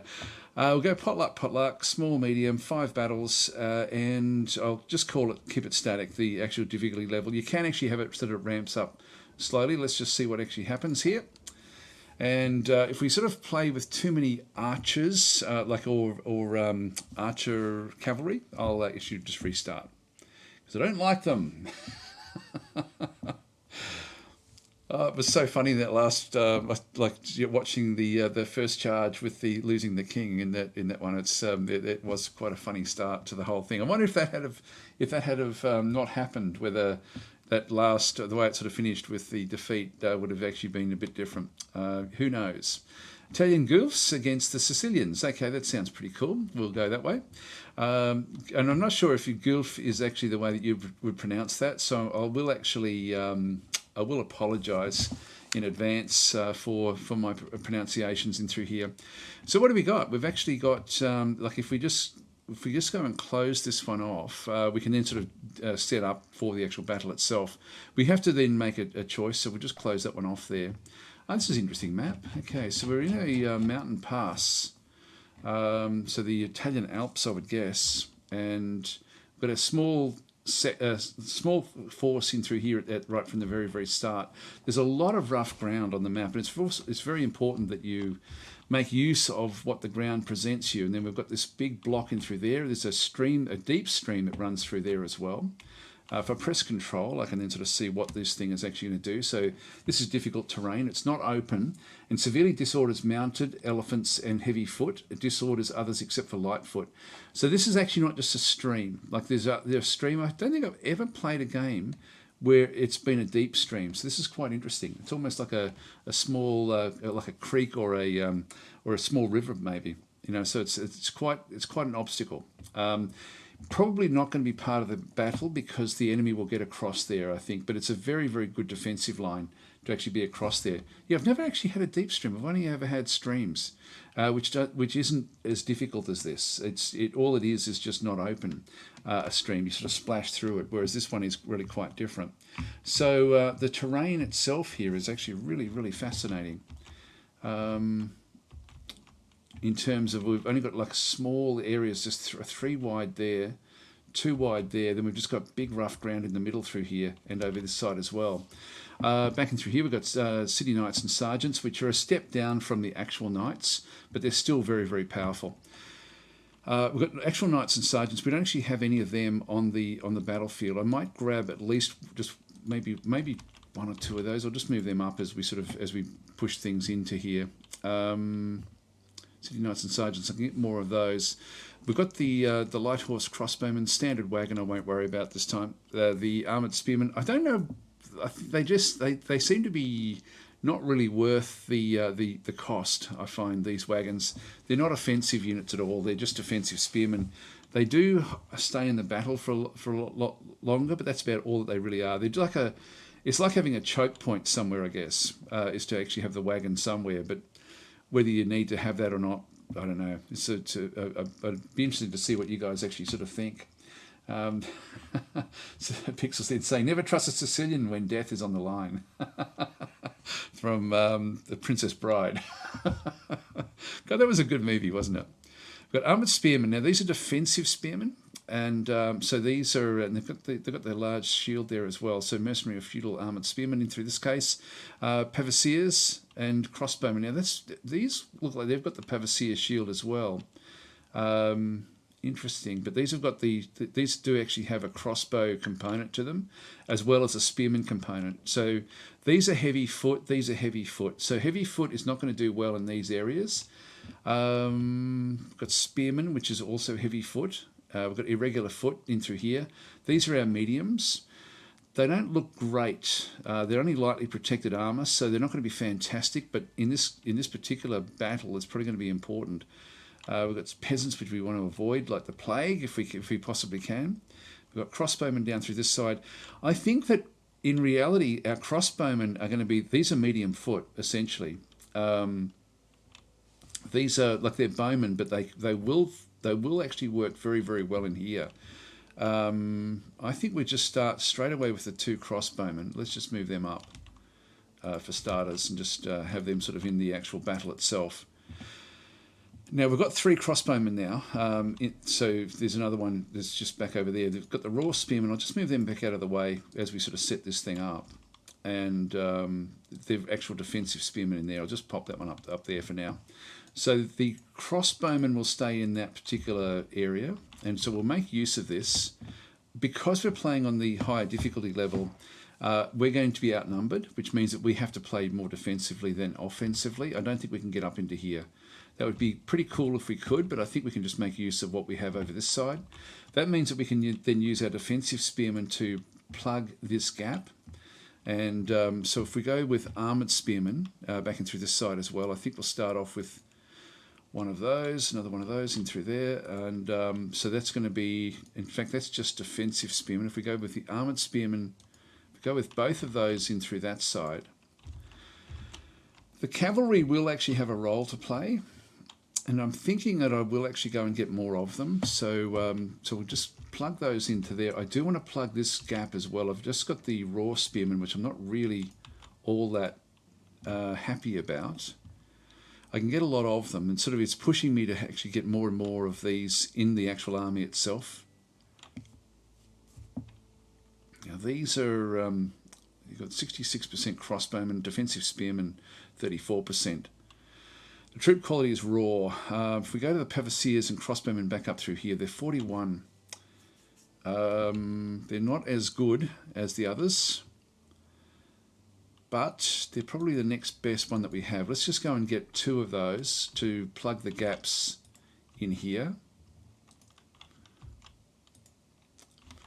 Alright, so that's going to be even more crossbowmen across that front. And then we're going to need to get some mediums to support this. And so that really is just going to be a regular foot back in through this side. And let's just have those, look, a couple of those just to sort of sit in here. And then what we'll do is with these raw spearmen, we'll use these as a reserve. And I probably want to get even one more if I could. I've got as many armoured spearmen as I can. I can get more spearmen back this way as well. I think I'll do that. So we may have to swap these out. I'm just a bit worried about how poor they may end up being back in through that side. Let's just move those across there. We'll get one more spearman. They're only costing me 36. So we can feel a reasonable army. And then what we really want to be doing here is just bringing the knights across. Knights and sergeants. Let's go and get the second knights and sergeants back in through this side. And we've still got 66 points to spend. So I can grab I don't have any lights. And I probably should grab a couple of these. If I get the light crossbowmen, light archers, or we don't, yeah, which way should we go? I think that I think we're up against the Sicilians, which won't be as heavily armoured. Let's get a couple of light archers, I think, rather than another knight.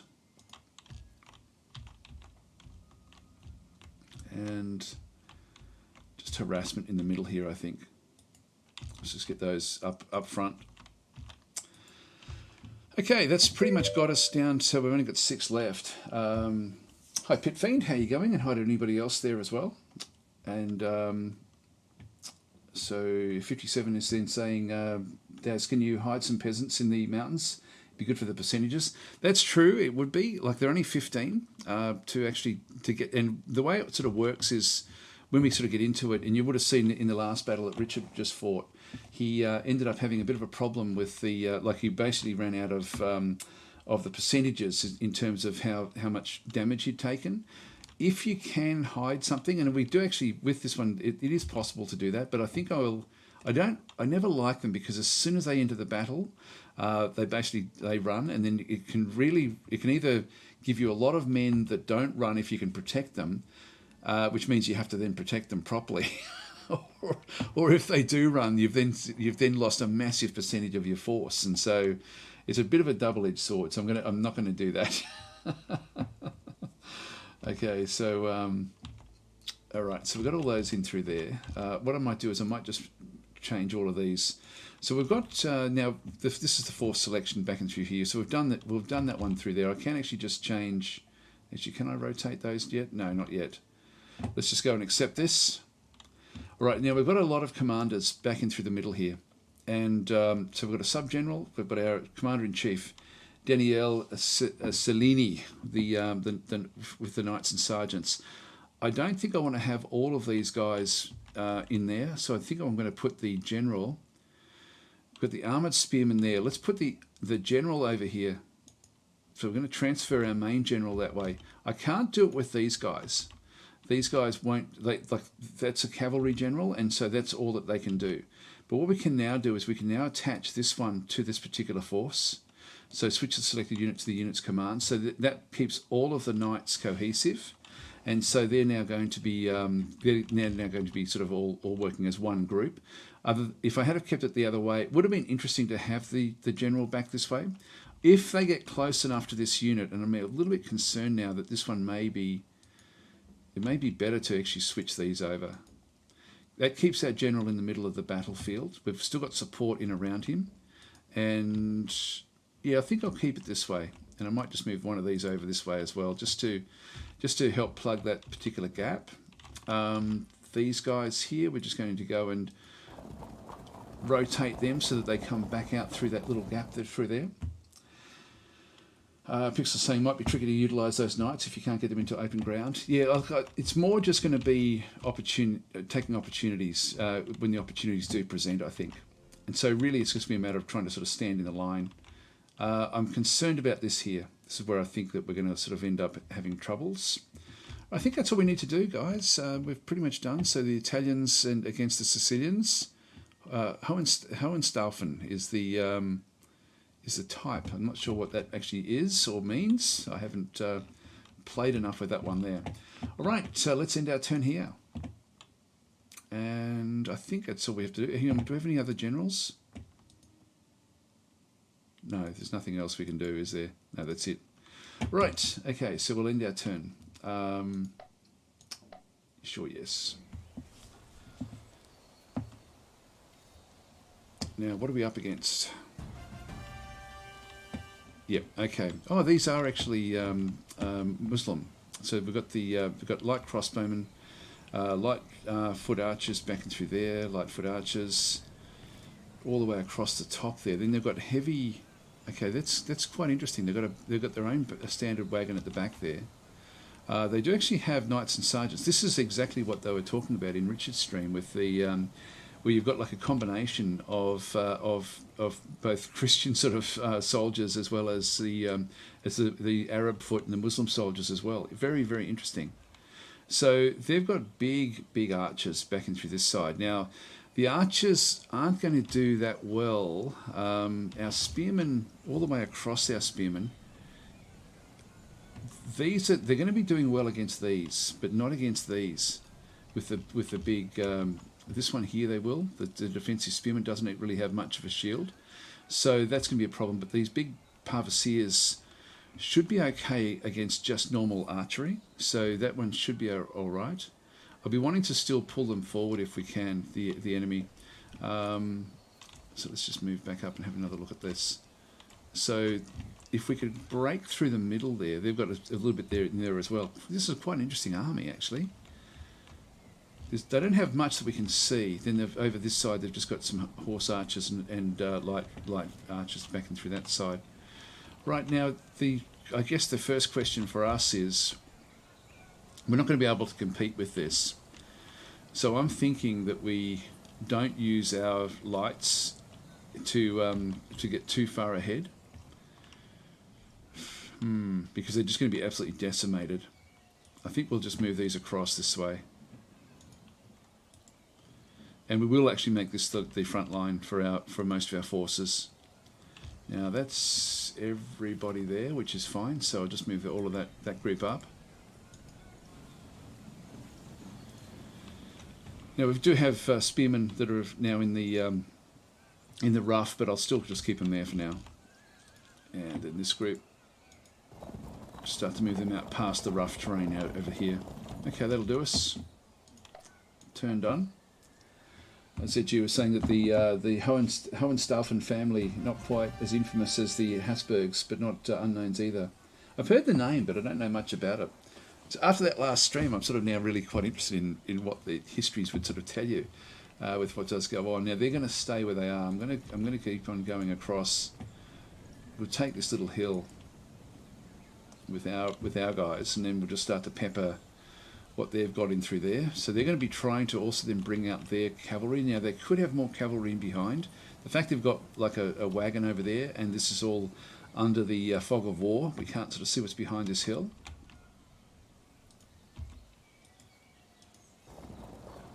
Okay, our knights are out. We might even have a bit of a crack at coming back down this way and just sort of see what we can do, just getting in behind them. Because we're in quite a strong position here. I'm just going to leave them where they are. This front line here, with the rough terrain with our crossbowmen, rough terrain with our irregular foot, and everything else actually in a line is going to be good. This is probably our weak point, simply because of the lack of shielding, as well as the centre in through there. Now, their guys also are going to all be fairly, like they've got heavies, like it's heavy foot there. They've just got so many bowmen. Wow. All right, that's going to be fine. Let's just end our turn. Just want to get some damage done to try to draw them forward.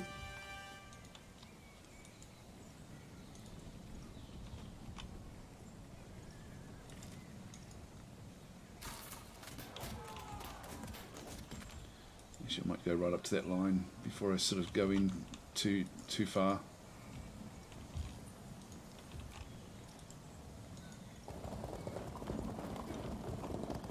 Bring them out.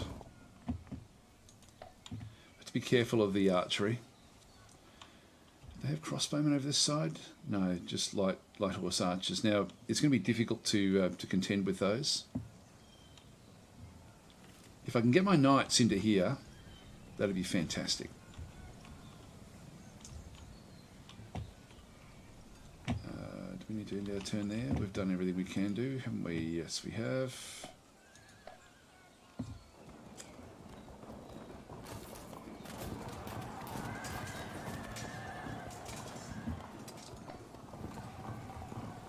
We're evading there.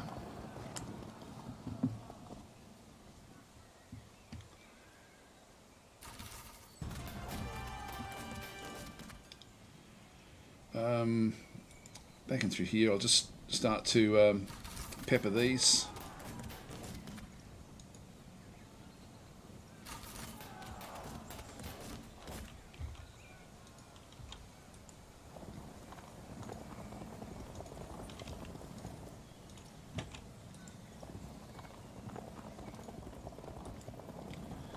So we'll see if we can do some damage back over this side.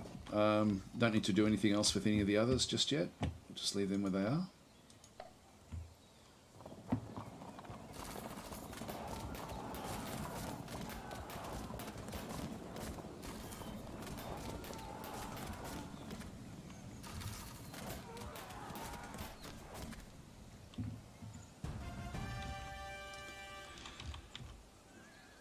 Now I can actually charge these. We have a loss with this for the impact phase. We do the same here. We actually have a win with this one. They're going to run. Let's just do that. That'll sort of get me in behind these with what we're doing. Let's just impact this one as well. Sort of takes us right over into here. And then we don't get, yeah, we do actually get I can actually now hit this one. This one's already run away. So let's go and hit this one hard. So it can no longer run.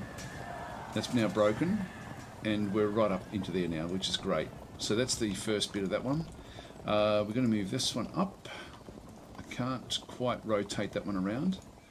And this one as well. I can move this one in. I think what I might do is I might just move that one across and then just do a quarter turn. And just get ready. Now, this one will do some damage against my knights. But we've done well here. We've actually now, at least we've got the first blood has been taken. So that's been great. Okay, Game is saying they become the Kaisers of the German Empire in more recent times. Okay, well there we go. There we go. It's interesting, isn't it? Interesting mix of forces, actually. I'll have to read more about that. ZG's got some information there about their background. Okay, cool. Frederick Barbarossa even had a campaign in Age of Empires 2. All right, so that's all I'm going to do. All I'm worrying about at this stage is just this force. I want these to be where they then take on the main attack, and if I can keep my knights cohesive and get rid of their skirmishes from this side, it's going to put us in good stead for the rest of this fight. Let's just keep this one going.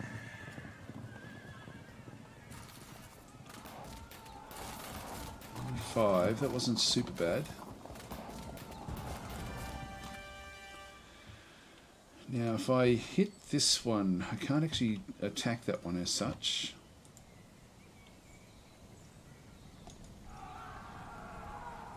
Yeah, there are more there. Okay, so we can now see what's going on.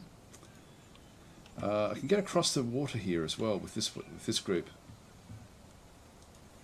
Let's just see what we end up getting here. Now, this has gone way too far.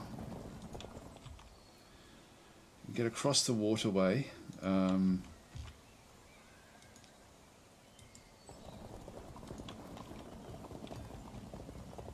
not a lot back there. It's really just going to be a problem. They've got the lancers, they've got the knights and sergeants, and then the sub-general. And where's their commander-in-chief? Sub-General. Sub-General. Still missing something. Not seeing who's in charge here. Not sure where they... I don't know if they could be hidden in there. I don't think they would be. Strange. Could be there. Could be in there, or could be hidden in here. Yeah, so there could be some units hiding away. There's not much to hide away in through here, so I think we're going to be okay this side. I think I'm going to move this across the river as well.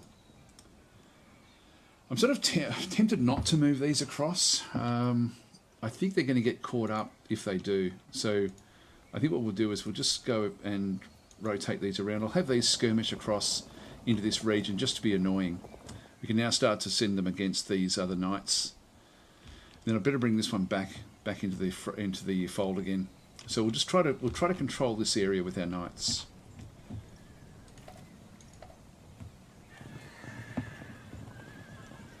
So Captain Alatisis, why is heavy cavalry evading action against charging light archers? They're not heavy cavalry. They're just light. That's what they do. Here we go. We've now got more coming through.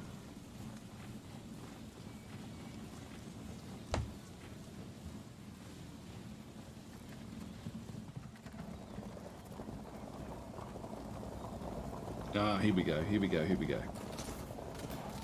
Hopefully it didn't take too many across the other side. Okay, they've got us here. We're in trouble. We're holding firm though. Now I'm sort of half obligated to go and help out. Now we're fighting from the water, unfortunately, and this is not a good position to be in. I'm going to just keep this one back where that is, and I want to get this one back as well. Again, I could charge, but I'm just going to then be bringing this one back through. So let's go and let's just go and move this one around.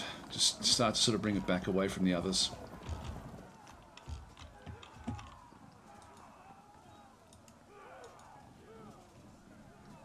Can't move that one around anywhere. This is in a bad position, actually. God, I hope that we win this one quickly. Nope. Well, that was a mistake. Again, I shouldn't have ended up in here because we're now severely disordered.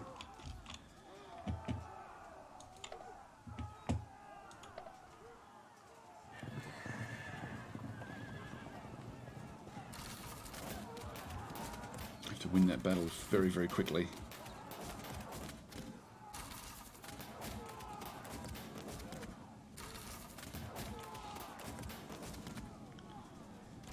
I do have a bit of space up through here. I might take these up this way.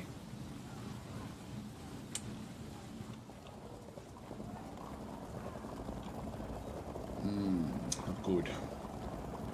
You're in trouble here.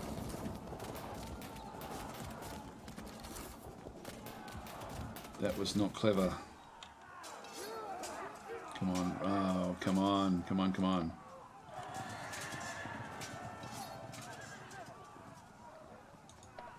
Can't break away. I'm in the worst possible position to be in here. This is really, really bad. Okay, so I can I can't even dislodge the leader. Well, that was a massive mistake. That was a terrible mistake. That was unbelievable. I saw the rear of it and I thought, oh, there we go. We've got it. We've got it. We've got it. I'm going to ignore that one now, and we're just going to go straight across and just try to help out. Back over this side, so we're going to move this one down and around. Can't rotate that one around. These archers through here, we're not going to do very much, so I'm just going to stay where we are. I'm not going to engage those with my crossbowmen. I've only got like 5 turns of ammunition, so I'm just going to keep them where they are. We'll see if we can make use of these just to help roll these things up. We'll end our turn there. They rallied. This doesn't help us.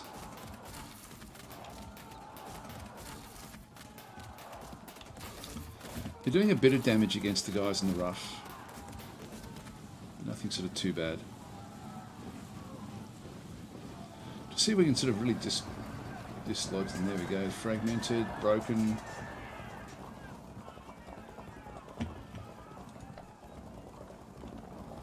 Now that's going to stop us from moving across, having those lances where they are. This is really the only group that can do anything here. This is a terrible position to be in.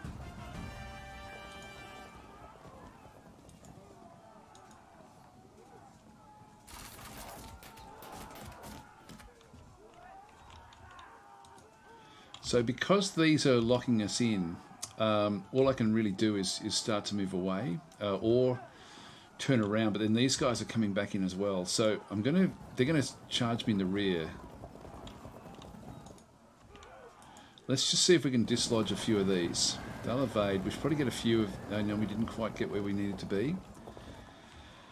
I think we've screwed this before we even get started, really. Yeah, this is a shocking position to be in on this deep stream. My own fault. So... Cherubushka is in saying, how does this campaign go so far? This is the very, very first battle. We're not doing very... there we go, we've been disrupted. Okay, so things are not going well for our knights. It's going to all come down now to holding on against these archers. Well, I should have kept the knights back. There we go, we've got the rear attack. And we got disrupted by those lances.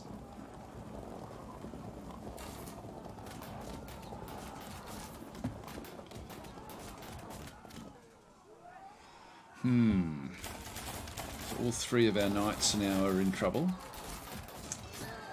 Come on, win. Okay, we did disrupt it. They're in a position though to do an attack, but they'll also be then attacking through the deep stream as well, which this doesn't suit them, but it still is better for them than for us. Let's just keep that one going.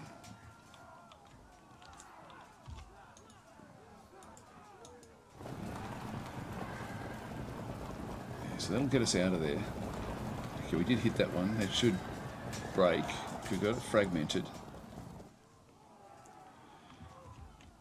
Got to be very careful with this river. Now we've got this one. Come on, break it this time. No. Okay, we're in trouble here because these city knights and sergeants can now do a flank attack, which will hurt us enormously. All right, so we'll end our turn there.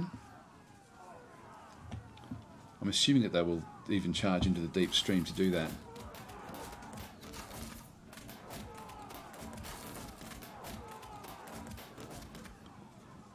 These are only light archers, so I don't really want to be too concerned with what they're doing.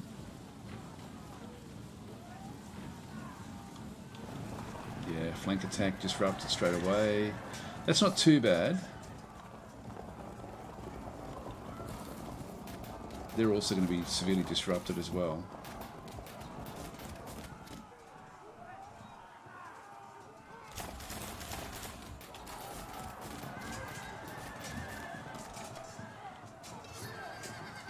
We need these to rally. Come on, rally up, rally up. This one as well, but that one should... Ah, there we go. We got our rally. We now have the superior quality here. So we now should do big damage. There we go. They've been pushed back. That's what they're good for raiding. That's what they're there for. And this one here, it's a bit of a nothing fight. This one, because we're both sort of splashing around in this sort of small river, and so very ineffective between the two knights. We need that one to rally up, and then we'll be in a good position again. Actually, I forgot to do this one. Just keep on going this way. Actually, it'd be good to get rid of that one if we could, to then do a rear attack there. That would be good with those lights. Nothing big enough here to really worry us. Let's go and get rid of this guy. That should break. Yep, there we go. And don't go on the river. All right, it's not on the river. That's okay. So now this unit here has been completely decimated. We're down to nearly, well, under half strength already, this particular group. So we're in a lot of trouble with those units. We're going to need to keep this front line active. Now, I do actually have reasonable shots against these harassers, but I really want to be using these mainly against these guys here, these defensive spearmen. So I'm not too concerned about the archery, because you've seen there, even against our crossbowmen, they're not doing massive damage. So we're sort of okay there at this stage, because we're in the rough. The rough does help us a little bit. They're retreating back out of the way. They're going to automatically break at some point.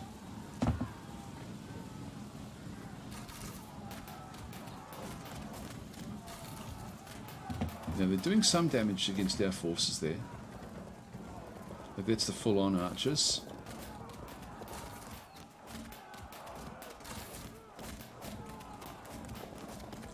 We'll charge, they should run. Just be interesting to sort of see. I think we'll be okay against these. Just need to get in and help this way a little bit. Ah, now we're in action. Now we're in action. Okay. So, we're going to keep on pushing this side. They should run. No, they didn't. Okay, so they've gone into fragmented mode. Now, these may attack, but we're now in such a good position there, that's not going to really matter that much. Let's, we could actually smack this one and get it to run. Let's do that.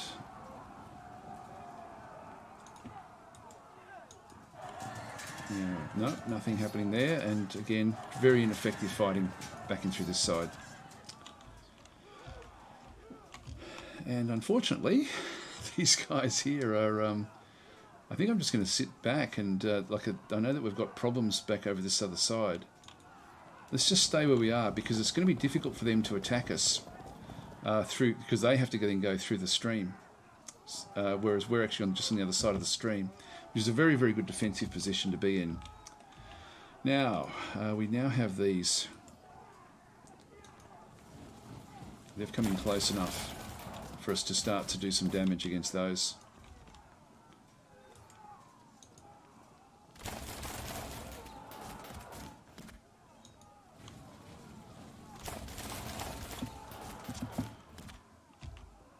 Okay, we'll end our turn there. One rallied.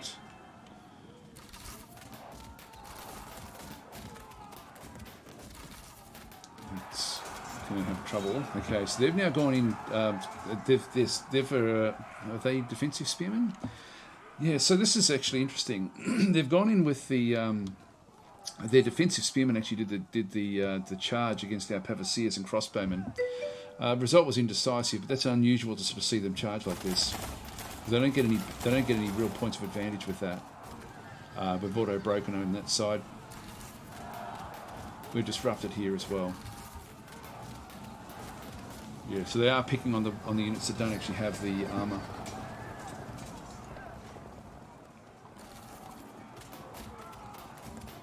Now, if we can get that one to break, it may bring these down. We have a general in here, which is going to work in our favour slightly. Yep, they're holding on there. They've dispersed. Oh, these guys rallied. Well, that's unusual.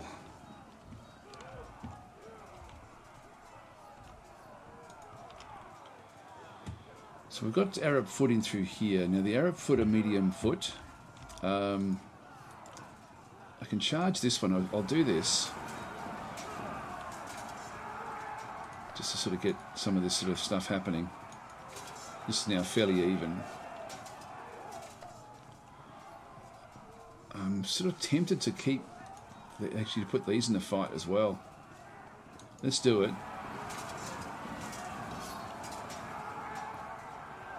They could fall back. Now back over here, we want this one to run. Yes. Now take that one with it. So that one's gone, and that one did hold firm, unfortunately. Now, it's got the advantage because it's got the commander in it. Ooh, disrupted. Yeah, it's not going to work in our favour there. Now, we need to keep on pushing in here. Now, I can get like a flanking shot just by moving this one down. Can't do anything just yet, but what we eventually will get the flanking shot in here.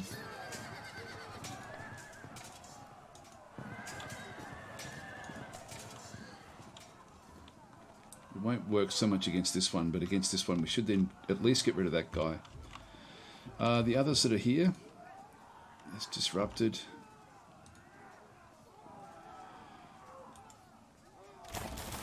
Just do a bit of damage there.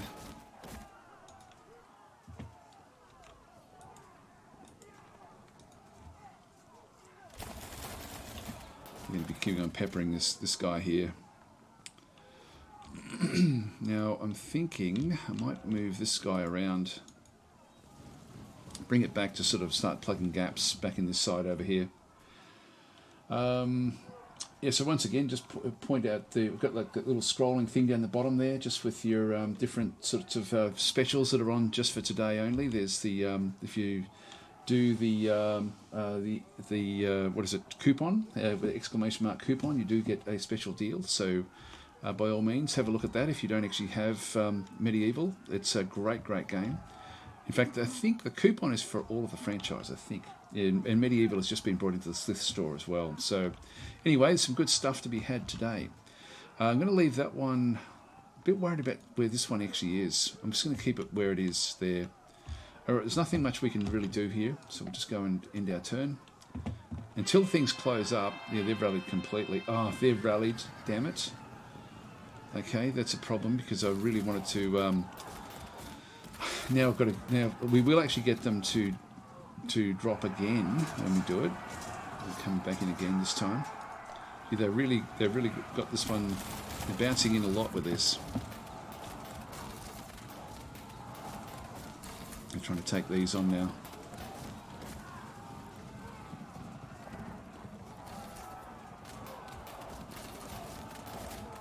And we're going to struggle with our knights on the out in the open on the right side. I made a big mistake. Yeah, there we go. We're already fragmented now. And come on, you need to do what you have to do here. Still holding firm. I'm thinking that this will actually this should actually do enough damage to it to get it to run. Yeah. So that's taken enough damage. It's now out of there, which then just means that we've only just got this one fight going on. Okay, so that's gotten rid of those. Back over here, we're in massive trouble. Yeah, it's broken. It may come back. Now I'm a bit concerned about what this is going to mean. Let's just bring that one across.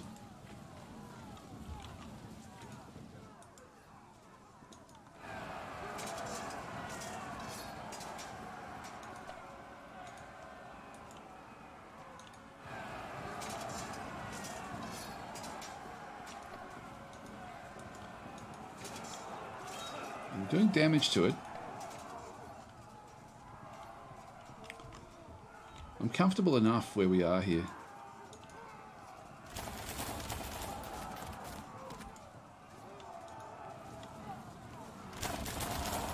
Disrupted, that's good. It's mainly the full-on troops that I really want to be getting there.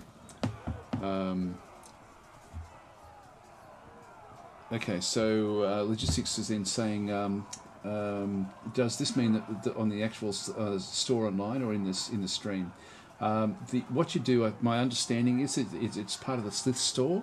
Like it's a special deal just for Slith store. So if you're watching this on other social media, then or on Steam, then it really is. It's not part of a Steam thing. So I know that there'll be a lot of people watching it on Steam. This is on. If you need to chat or ask questions, come to Twitch while the streams are on, and then we can sort of go through all that. But It is on the Slith store, so it's basically sort of through the Slytherin store itself. Oh, hang on, what did I do that? I didn't know, I was distracted. I didn't mean to do that. Oh well. I've already done that one. Yeah, that's okay. I can rotate that one around, I guess. All right. So now these, yeah, they're still a long way back. I could move this one up. The Arab foot are not going to do a lot here. Actually, if I do that, it forces them. No, I'm not going to do that. Oh, hang on. Undo. I can't undo that move. In that case, I will go with that plan. What I'm unfortunately doing is I'm allowing them to get into here. I've screwed this up a little bit here, guys. So I'm going to move this one across into here and have it sort of then come in and start to plug the gaps. This one's going to have to run along the side here, which isn't great. Not a great move. God, I'm making a few mistakes here. Yeah, so Pixel is saying it's 20% off on the Slytherin website. There we go. On the Field of Glory franchise games. Not sure if the old Field of Glory 1 is included or not. It won't be, no.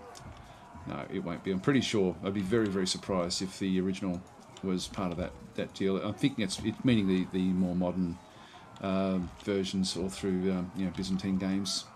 All right, so we've got that one there. I think we're done, really, with this one. We don't have to do anything else. We'll just end our turn.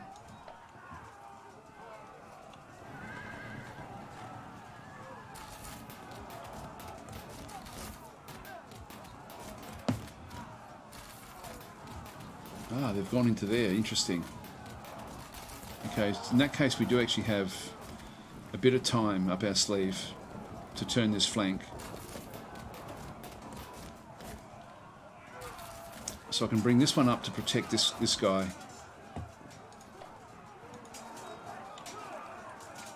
I didn't mean to do that. That one should run. It fell back, actually. It didn't, so it's not running just yet. Come on. We need these guys out of here.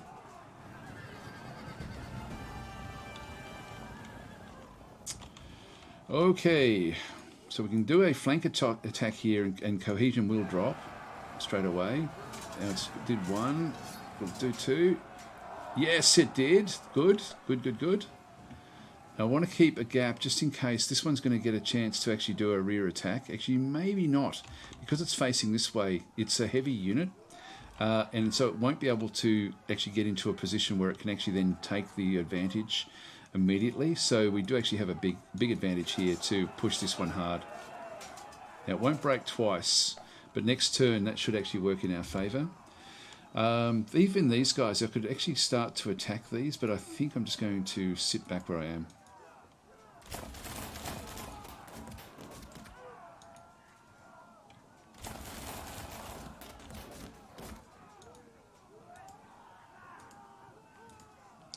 Just rotate them around. Ah, there we go. It's now auto broken. It's lost a lot of men. Let's move this one across into this area. So I want this one to plug the gap that's going to be forming back over this side. I'm going to move this one back down to protect the rear against this unit, which I'm assuming will try to get in through here. So we'll leave this one to also just come down and help out with this unit here. The rest of this, I think we're going to be okay. Let's just do the attack. It's so indecisive because of this stream. It's quite funny. Okay, so there we are. So it'll just expand. So not showing still. I think they should just put this code release on Steam, where everything is already set up. I'm not sure how that one works. Actually, I'm not sure how that one works. Okay, so we'll move that one forward there, and our turn there. Ah, damn it. Now, they've actually gone in against us. They're trying to push the advantage. So it's just with their lights against our mediums. Our crossbowmen should do okay against them. Yeah, so that one couldn't attack. It didn't have enough strength to actually do the attacks. Yeah, that one's circling back, the Commander-in-Chief. That's just going to be a slugfest. Ah, there we go. Now that has broken. Everything else held firm.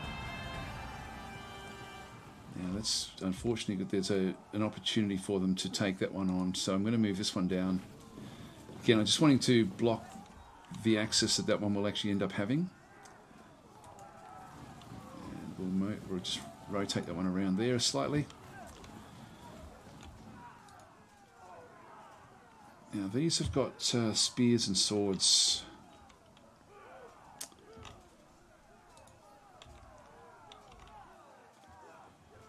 Now again,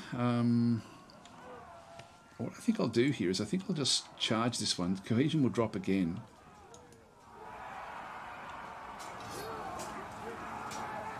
I shouldn't be able to stand.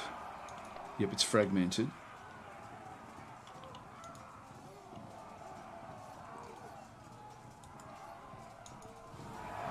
It's broken. That's disrupted. Good. It gives me the advantage back in through there. I can now move this one up. The trouble I have is... so we're now plugging the gap while this one runs across the front. And we'll see if we can then sort of start to dislodge all of these. We've got the attack that can go in this way.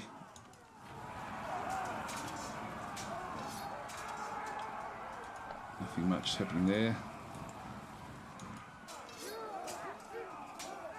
It's fragmented. Now they've got Arab foot there, which will be coming straight through this side. Nothing I can do about that. Actually, no, this one's blocking it now. So the Arab foot can't really do much. We may be able to start to bring some of these back out now, back out and around. Can't do anything with that one there just yet. Okay, so we're just finishing off this one over here.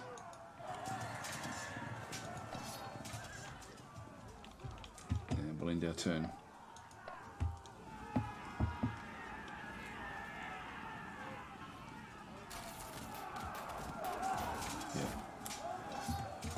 Keep on coming back in for the fights.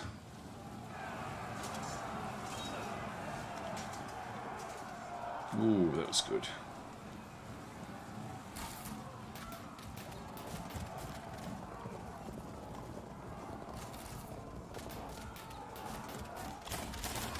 It's an interesting map, this one. It's really quite fascinating, the where everything actually is. That was okay. Should run. There we go. Auto brake. That's a light, so it could take that one with it. It won't take the others. Yeah, held firm. Need this one to rally.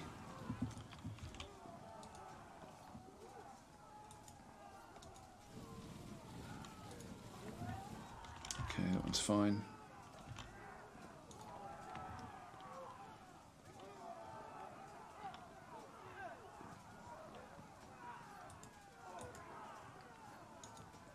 Can't move past that one, it's locking me in. I'm going to keep that one back there. Just depending on what it attacks, it would be quite interesting. I could move this one up actually. Let's just get some damage done.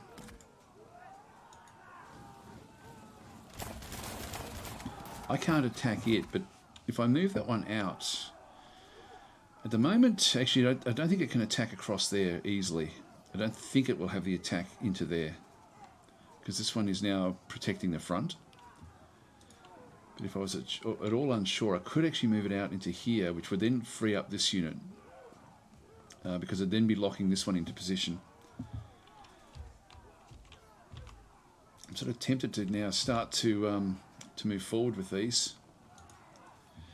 But the Pavasiers back and through that side, we can actually charge this one. There's nothing else behind us. Really, those knights. So I think what we'll do is we lose the first one, but then we gain the second. So let's just go with that one. Actually, it's evading straight away.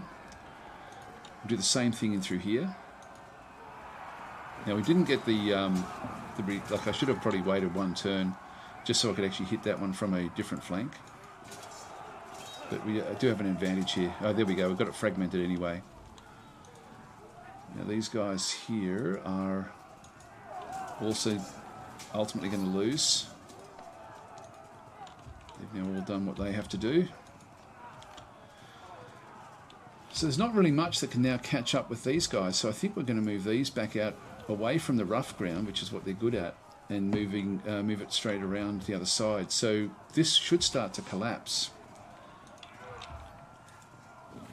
And then we've just got to keep these knights away with these spearmen. As simple as that. Now the raw spearmen, I prefer them not to be part of the fight, so I'm going to keep them back. I've got raw spearmen. I've got raw spearmen back down here. That back one there is not really going to be all that good quality. Anyway, let's continue on.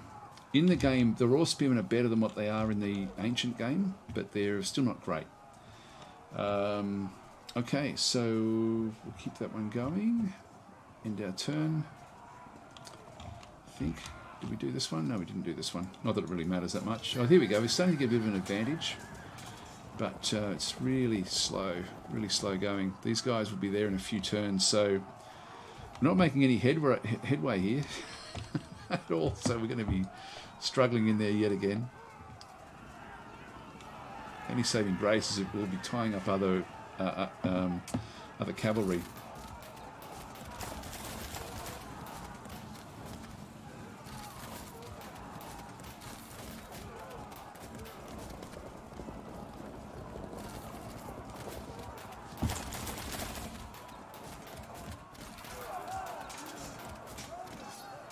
Oh, nice. So we disrupted them as well. This should run.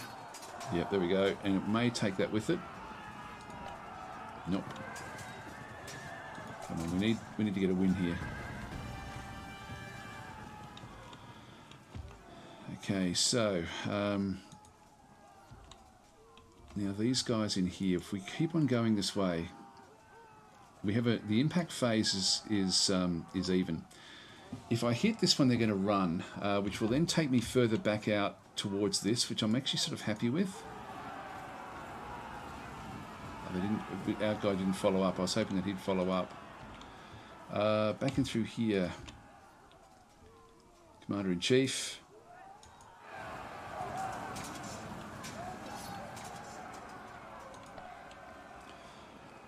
These are our armoured spearmen. These are our best units. Now I can do another attack in through this side, which we'll start to do this just to engage their guys, and then eventually we'll win this. It's just on the odds. It's only that first attack that's not great for us. So that's actually now pushing all of those into a bit of a corner. That one's locked in.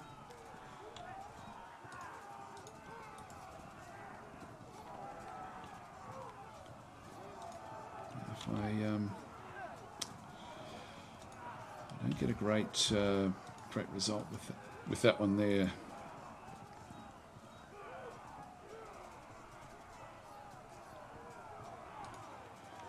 I'm going to keep on peppering this guy, and this one really is not in a good position to do anything at all.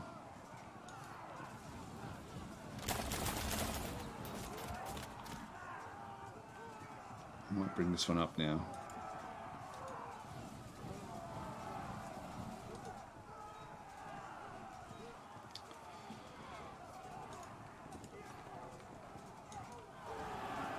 Just get all of this sorted. Was indecisive.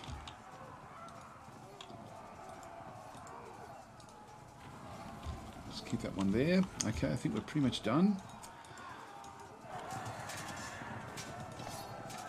If they get in behind me, it's not going to be good. Okay, we'll end our turn there.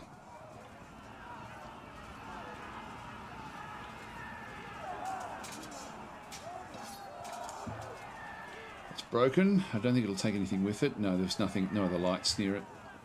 So when you've got light foot, light cavalry, whatever, they only impact the other lights around them. if there's any sort of issues.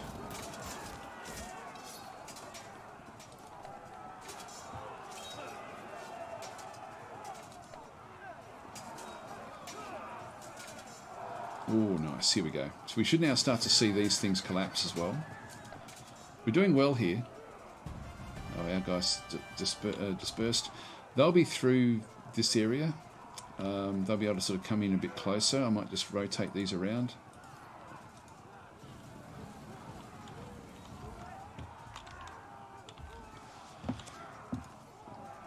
That one's sort of locked in there. This one really shouldn't be able to stand up for much longer. Let's just attack it, see if it will run. There it goes, and will it take anyone else with it? Both of the others around it should be impacted. That's disrupted that one, that's good. We don't get the opportunity directly here, but we can still just keep on charging in. That'll evade, and we charge.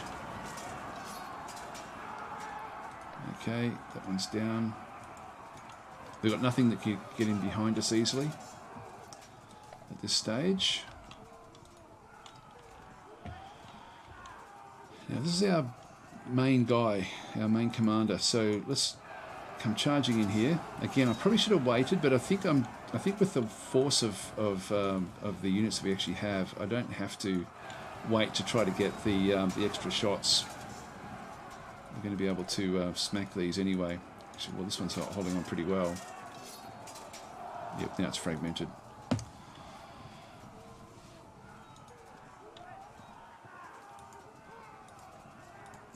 Come on, I just need to rotate that one around. I can't move past that one, it's sort of locking me in.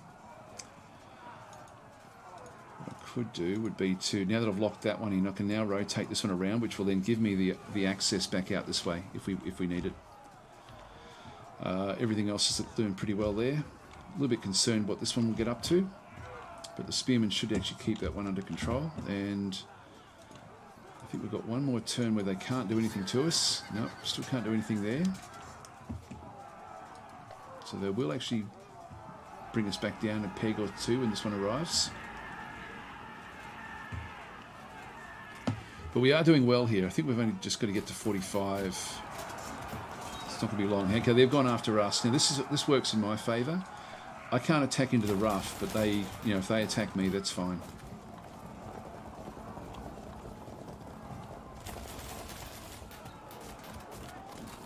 We should be able to get a few more of these to run. Yeah, that one's disrupted now.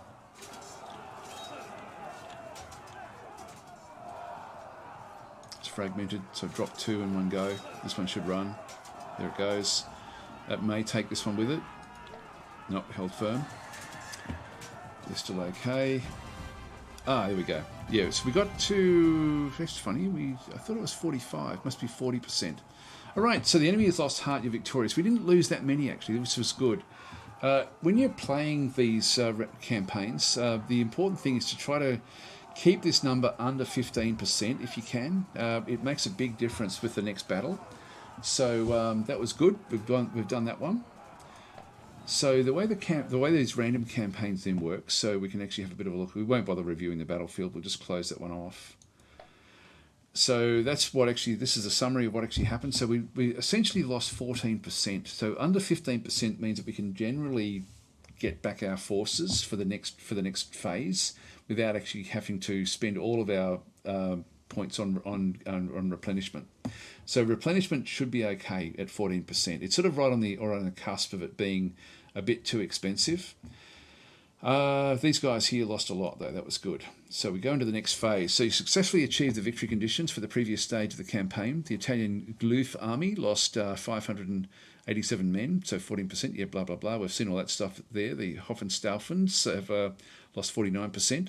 The campaign score, prestige was respected, fortresses lost were none, and fortresses gained was none. You're advancing through enemy territory, your choice of routes is limited. So now we've got three different choices, or two choices really. We can either go back and replay that one. So if you're Much over 15%, I would suggest that you do that until you get under that score. But otherwise, advanced through wooded territory, you will need to protect your baggage from attack. So that's going to be option 1. And then option 2 is advance through mountainous territory. Enemy forces are expected to augment by local levies. So I'm going to get you guys to vote on which one we're going to then tackle in this next phase. So if we just go across, I'm just going to set this one up. I think I can do it from here. Manage poll. We've done one of these for a little bit. So we'll just go to new poll. So options. Baggage in the woods. So I'll just type this stuff in the woods. Or it was mountain raiders. Whoops, I'm spelling everything incorrectly. So I'll get you guys to vote, and we'll start the poll. Right, so it's going to go for, actually, I don't want it to go for 5 minutes. I'll just go for 1 minute. So it's going to be a 1 minute poll. There we go. So the poll has now started, guys. So if I'll have a look at the results. Now I've got a bit of a delay with what we get to see through here. Okay, so getting first votes for baggage in the woods. It's now even again, Mountain Raider. Mountain Raiders have now hit the lead. And Mountain Raiders are certainly now coming out at way ahead. So put your votes in just through the chat. If you're not on Twitch, then this is a Twitch-only thing that we're doing. Looks like Mountain Raiders are winning. They're a long way ahead now, 73%. Everyone's saying voted to make it even, doing my part. That's the thing. I was expecting it to be a lot closer because there is that thing here on. Oh, here we go. We're 1 vote off now. Oh, baggage in the woods. We've only got a few seconds to go, guys, and it is even. It is even. I'll have to toss a. Oh, it's even. Oh no. Mountain Raiders just got there. Okay, so Mountain Raiders just got there with one extra point. I know you do your best. I know you do your best to try to keep these things even. But anyway, it's Mountain Raiders are the ones that we're going to be going for. So your evil plans didn't work that time for you. Van Bishop saying, let's not overclick. Yeah. 57 says, bugger, we missed. I'm going to take that. I'm going to call that a victory for the streaming team.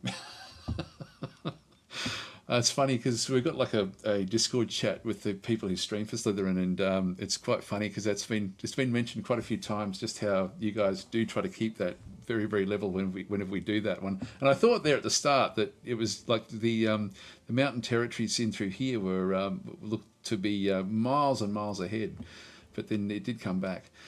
Now we can review the army through here as well, so I'll have a quick look at this one.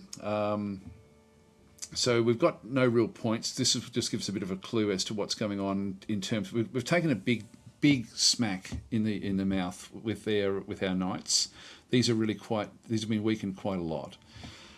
The others aren't too bad actually. Looking at these, the light archers took a bit of a beating as well, but that's going to be okay. So we'll accept that. What we can do is we can offload things if we're not liking the feel of what we've actually got. I could, for example, sort of go into here and then sort of go and pop that in the garrison if I was concerned. But I think I want to keep these ones coming through. They've just gone up another level anyway. We'll be able to replenish them, so we'll just accept that. So I can actually offload my forces into the garrison back over here, which essentially just means that you're no longer playing with them, or they become like a reserve. So I'm happy with that one. So we'll keep that one where that is, and we're going to be playing Advance Through Mountainous Territory. The enemy forces are expected to be augmented by local levies. Just grab a quick drink while this gets set up.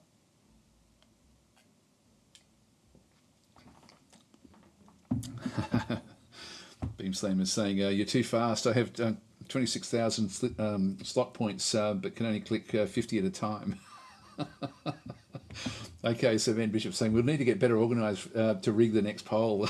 Yes. Well, we won't have time, I don't think. I think this will be... I don't think we'll get to do the next one, but if I am... if I'm getting close to playing the next phase of the campaign, then yes, I will do another poll to get you guys to choose what's going to go on through there. So we're again against the Sicilian forces in through here. It's only 40% of. I thought it was 45 for some reason. It's 40% and 25% more than you have lost here, which is how we won the last battle. So we'll close that one off. Okay, knights and sergeants. Now we should. We've only got 16 points left. This is the drama, I guess, where we're going to have our forces look like they've been replenished. This is that 15% I was talking about. We've hardly got anything else to supplement our forces. In fact, 16. I could get peasants. I should do one to see if you guys want peasants or not. They're just so bad. Yeah. So Cherubuska is saying some peasants for good measure. I won't do a poll, but I think I don't really want them. Just let me know in the chat. Just say yes or no in the chat, and I'll just do it within a few seconds, and we'll just see whether we pop the peasants in. The positives, if you're new to the game, the positives of having the peasants is that it gives you a big like massive units which impact, like when you start to lose units through retreats, you then actually have a lot of them in there, and so it makes the overall forces, the percentage loss is nowhere near as great, but if they get into any sort of combat at all, it ends up being quite a problem. Okay, so no peasants says ZG. I'm going to take Cherubuskas as a yes, so I just need probably just one more yes peasants if you can hide them. It says 57. Okay, that'll do me. So we'll go that way. We'll go for the peasants. There we go. So here they are hidden through here. So armed with their scythes. Actually, they don't have. Is there any pitchforks? Oh yeah, there's a pitchfork. So there's we've got a pitchfork in the back there. Okay, so that's the peasants. I'll just move these up. Now we're in the force selection mode, so I still get to do anything. I'll just go and accept that. I can add one more general to your army. We have to give it, no, we won't give it to the peasants. Got knights. Yeah, so these guys have all been replenished. If I had been able to keep that like down, below say 10%, I would have had more points to spend, and I would have been able to bring in some good units.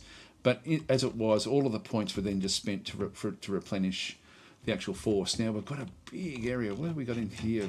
Massive areas in through here of rough terrain, which is not going to suit me at all. Not going to suit me at all. I'm going to need to play on one of the flanks. This is a terrible map for any sort of sort of force that we actually have. I think we're going to have to play over this side of the map. Okay, so new leadership. I'll put that into we've got the armoured spearman there. We should have another armoured spearman. Where is it? Is that the armoured spearman there? Yeah. I'll pop the other general in there. Now, the trouble we're going to have, again, the knights aren't going to be playing a big role in this particular battle, so I'm just going to move all of them across. Here's another sub-general, so they're together in one group anyway, and then we've got our commander-in-chief, so Danielle is back in through here again. I'm going to move him across. I'm going to move the sub-general back in through there. These are just raw spearmen at the back. Pavasiers. They did pretty well, actually, I've got to say. I might pop the commander-in-chief into there. I don't know if I can swap them over. No. I don't know if I can swap. Yeah, I can swap the general out. In that case, I'll swap that general across. Put the commander-in-chief in here with our main force. And then what we want to do is we want to keep all of our mediums in around the rough terrain, which is going to be sort of back over here.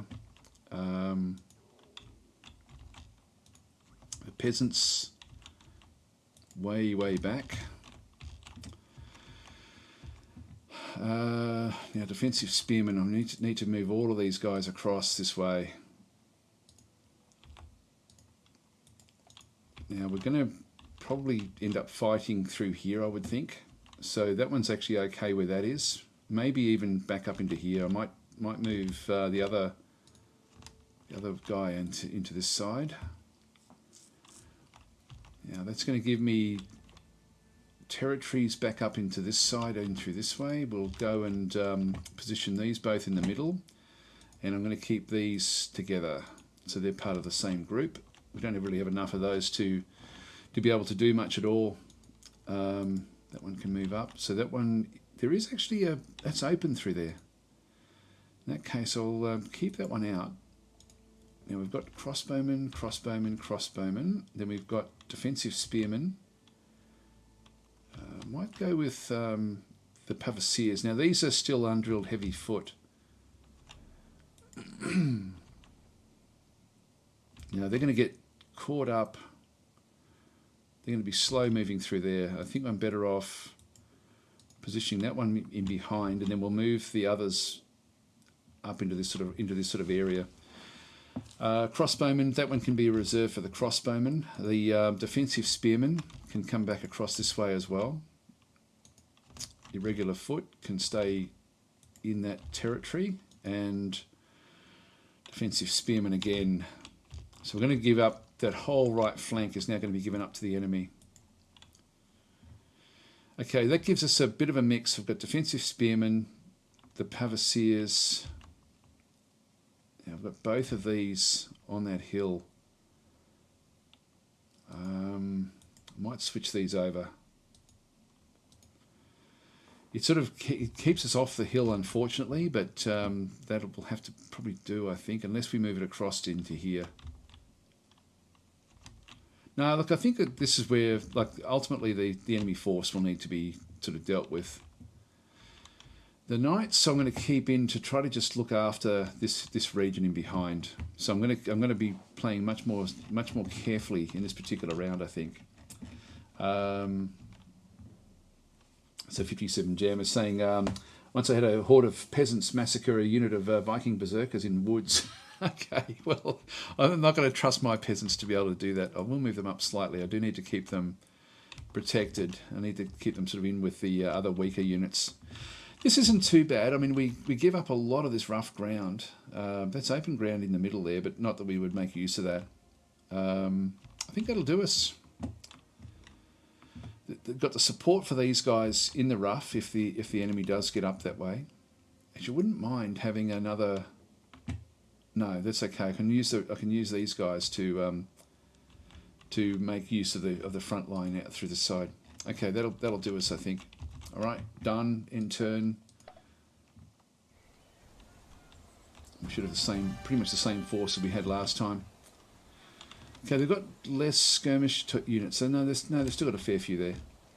They've actually pushed. They've got a lot more knights, or one more knight, Arab foot. If I can again do the same sort of deal where I end up with, because I've got the heavier force. I'm going to move that one. Sub-general's on his own. Just move them up.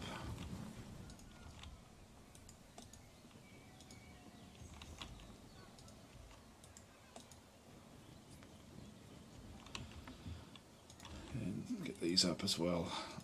I'll just do it bit by bit. Do we want them all moving up at this stage? Probably not. Probably still want to sort of keep things a bit staggered.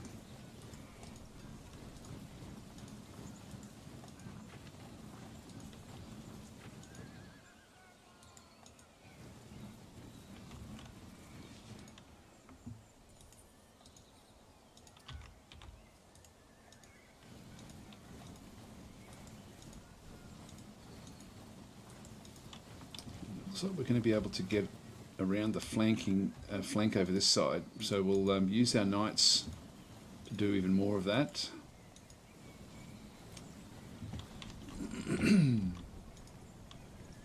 Oh, and I forgot to move this one across into that unit.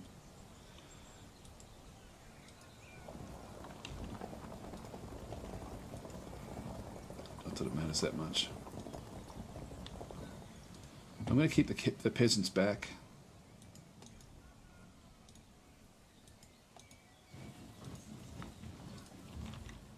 And just leave those as a reserve. This, I think, is our weak point. They could sort of flank that and flank fairly effectively. So I'm thinking, do I move the peasants up? These are just a mob. Like, they're in the woods. The woods sort of protect them a little bit, so let's just keep them back there. All right, end our turn there.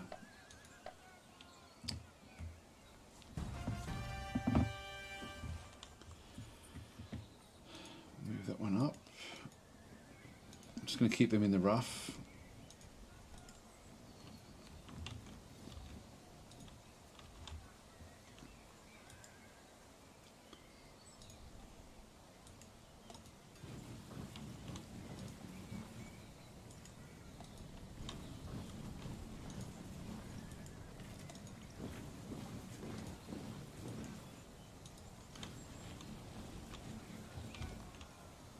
All the others.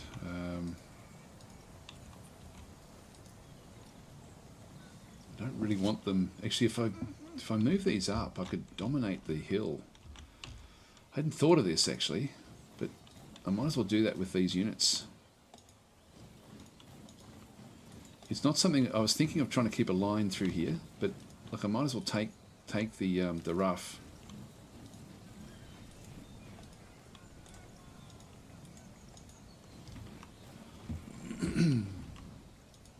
Which then means I can actually move these up and across.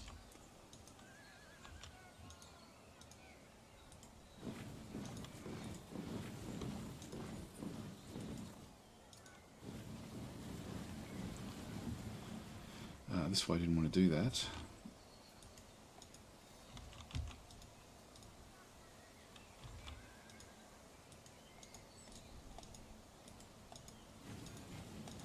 Getting a bit finicky with the clicking.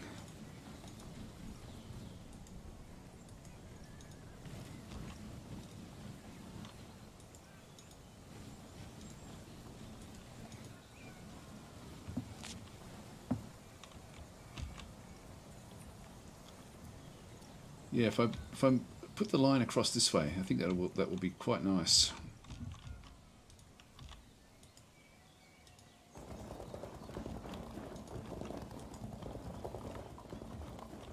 Not sure if we stay hidden in behind there. Okay, so was there a question about the woods? So 57 was saying. Okay, ZG was saying everything in non-heavy can beat a heavy in the woods. Yeah. Pretty much, and 57 was saying, can't remember, but most likely there'll be disadvantage in the woods. But what it is yeah, the difference between, if you've got the game, like you can see it's rough ground, but if I press the control key, it then tells me what they actually do. So this is rough terrain, not open, and it disorders mounted elephants and heavy foot, severely disorders heavily armoured and fully armoured knights and cataphracts. So it's the disorders is good, like it's a good defence, but it's not fantastic.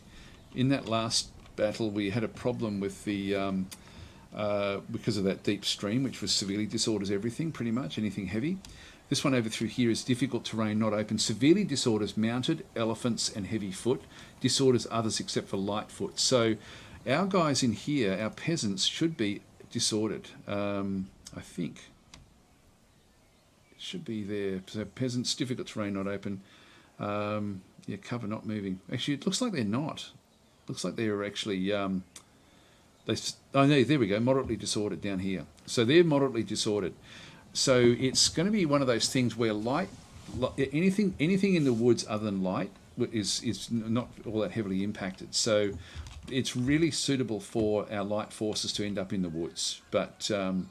Light forces can sort of move through fairly effectively, but yeah, anything heavy, like if we hover over this one, these are heavy foot, undrilled heavy foot.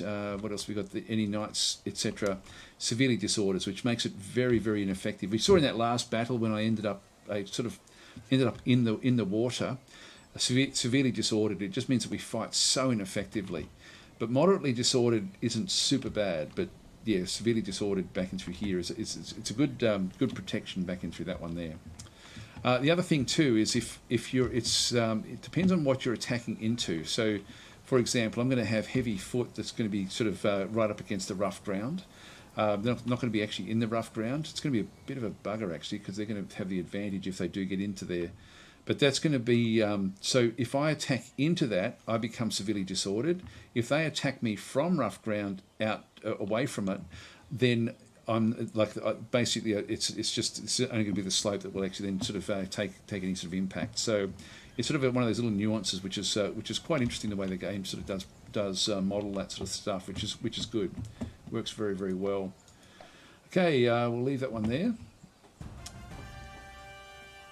And I think I'm going to keep, I just want to move up one more, I think.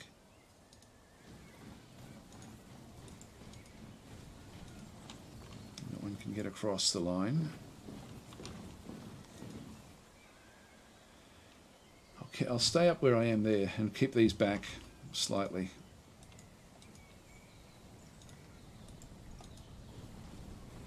That force can stay where that is. And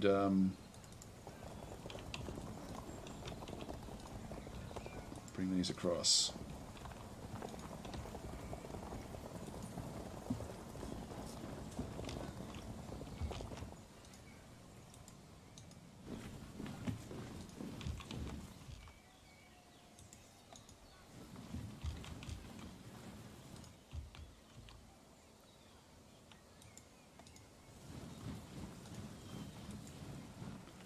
Is that, oh, that's open ground there. Got rough ground there. I don't want to be in the open. Just keep them there. All right, that should do us again. So we're now in the right position. Yeah, Zed, you're saying Welsh longbowmen count as light unit rather than bowmen. That means that they've got basic melee ability. On a hill in the rough terrain, they can totally pull an Agincourt. There we go. Yeah, I didn't realise that the Welsh longbowmen were considered light.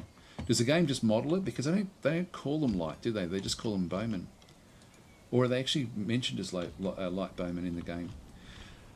I'm in position now, guys, so I don't really need to do anything else. I'm just going to now wait for them to come forward. They will come forward eventually. I could push it by moving these down and just doing some attacks down through the side.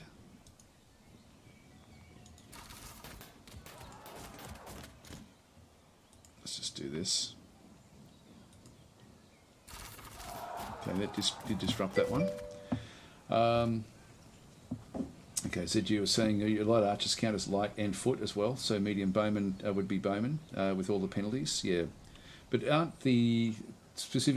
Welsh longbowmen, which are a full unit like our crossbowmen, I thought that they were just considered bowmen and not light bowmen. I didn't realise that they actually had a difference.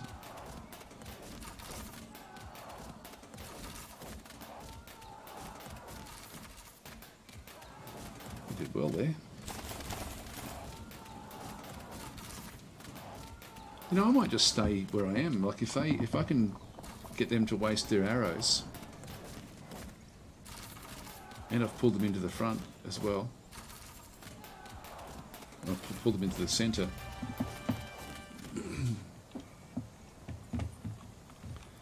We've lost a lot.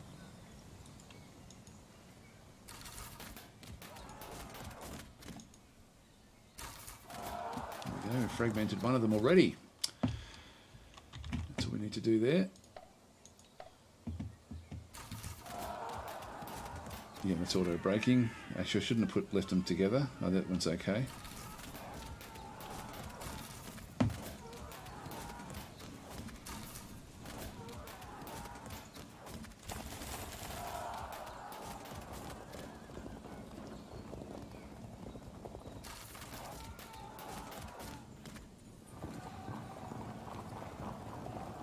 Rear attack.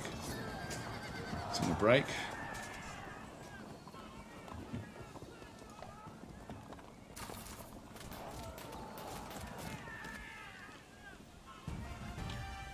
Okay, so they're now coming forward.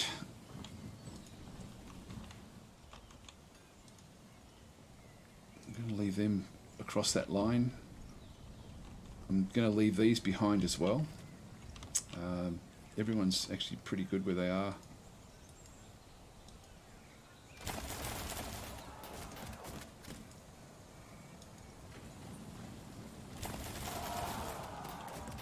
disrupted.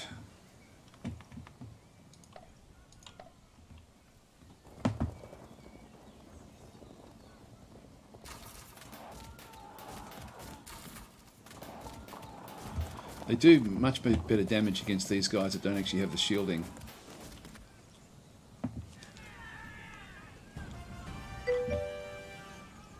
ZG is saying that crossbowmen are actually tagged as bowmen, but are also tagged as swordsmen, so they have melee abilities. Yep, yeah, no, that's why I got them rather than just the bowmen. So they're 50% swords. If I attack, they'll run. So I think I'll just shoot.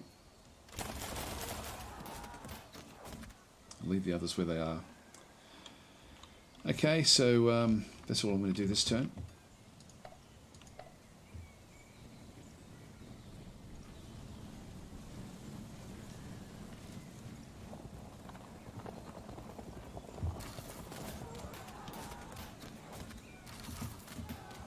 Now, the only problem we have with the knights is if they find a way through the rough.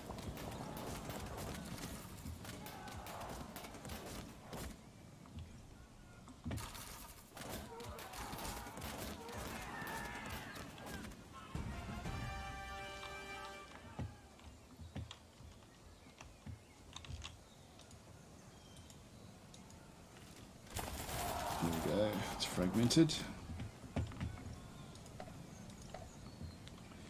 See what they get up to this time.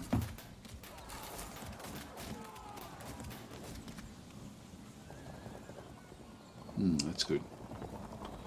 So the knights are going to be severely disordered if they attack my my mediums. That's a problem. Disordered us there. Now these are all considered mediums as well. All of their archers.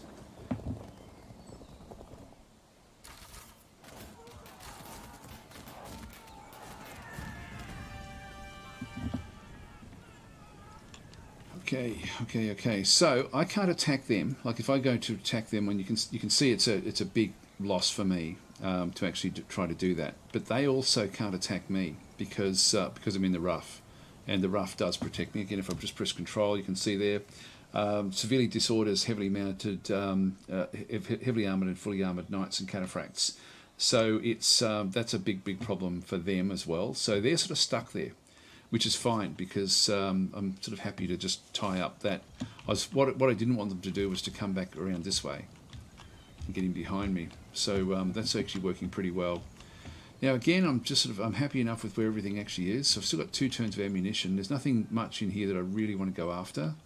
So I think I'll just stay where I am with that group. A little bit concerned that they may end up sort of running away just from the amount of damage that they end up taking because they're fully exposed to the full-on archery, whereas these guys have got the big shielding. So we'll just end our turn there. I want all of these drawn in. There we go, it's fragmented. It will run.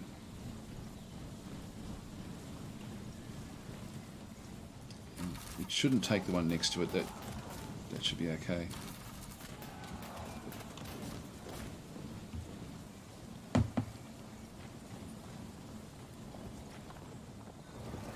Oh, it did charge us. See, it doesn't work well for them. Like enemy casualties were 10 and our casualties were only 3 because it was severely disordered when it did the attack.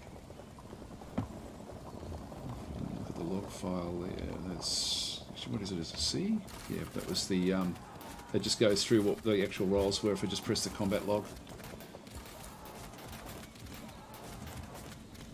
That's what they need to do. They need to use the archery to wear this thing down. That's going to be how they break through there with the knights. Their other knights are sort of starting to try to make their way through the middle. They've got one group of knights coming this side. Now I've got 3 over this side. I'm not ready to go forward with this just yet. I think I'm just going to draw them in a little bit longer. So we'll end our turn here.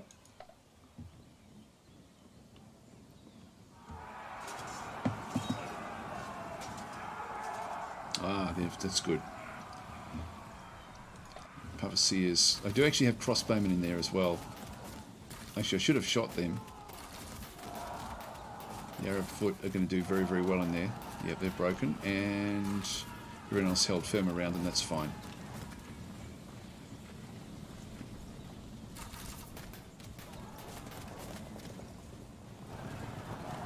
They're trying again, and again they got smacked.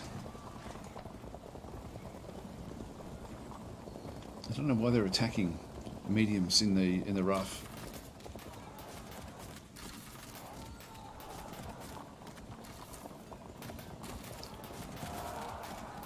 That's now a problem.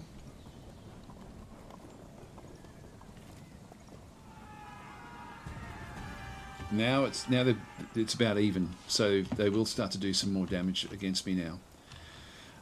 Right, well, we're down to 11% already, which isn't good.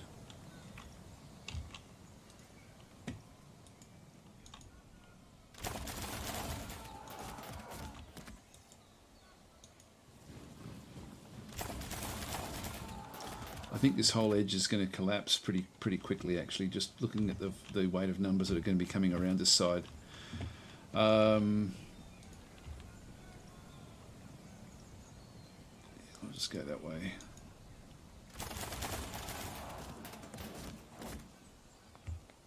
Just keep on putting the pressure on. It's interesting that they're using the defensive spearmen, which really don't have a big advantage at all against our forces. Again, that's all I really need to do until this knight gets a bit closer, I think. What I might do is I might just move this one up a little bit and slowly bring the others up.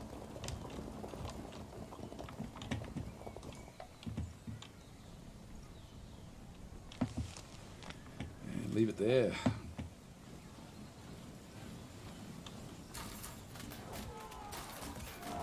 Uh-oh.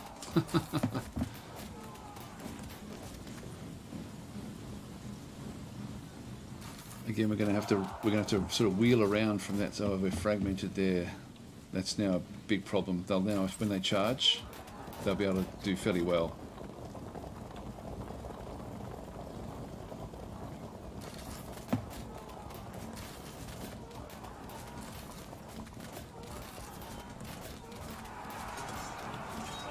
Again, we should do well against them. That's broken. And disrupted that one as well.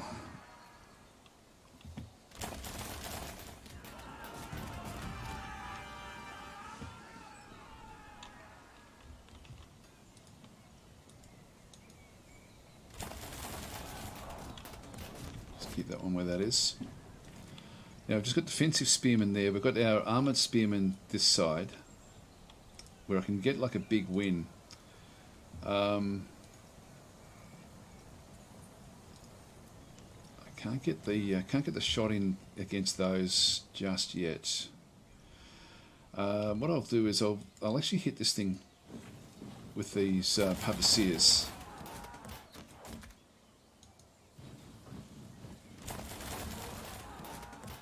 It's got nowhere to run, so it's going to be dislodged. Done all those. This guy's in a world of pain. I'm going to try. Actually, that's a big problem.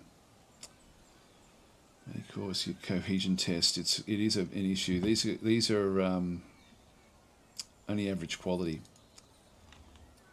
I just wouldn't mind. Yeah, I'm going to risk it. That's okay. Okay, that leaves him on his own. He's dead anyway, and this one's dead anyway as well. I just need to get support for the back. I am a bit worried about the peasants now. See how it goes. We'll see how it goes. Just end our turn.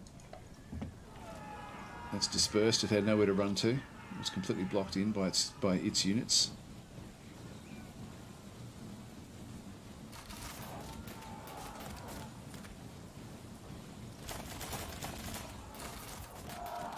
Broken and disrupted that one. That's why I wanted to move that one away from all of these, and that's gone as well.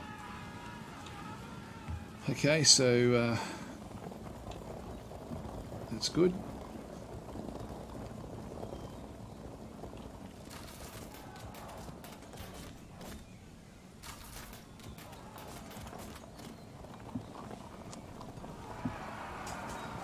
Let's Charged our Pavasiers. Again, unusual decision to go in with a disrupted unit.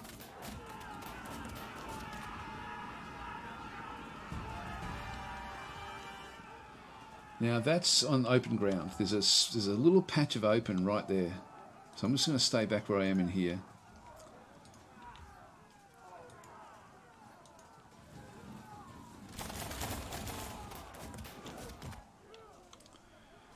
With the raw spearmen there, I've got to be very careful what I do here. I need to dislodge this one now very, very quickly.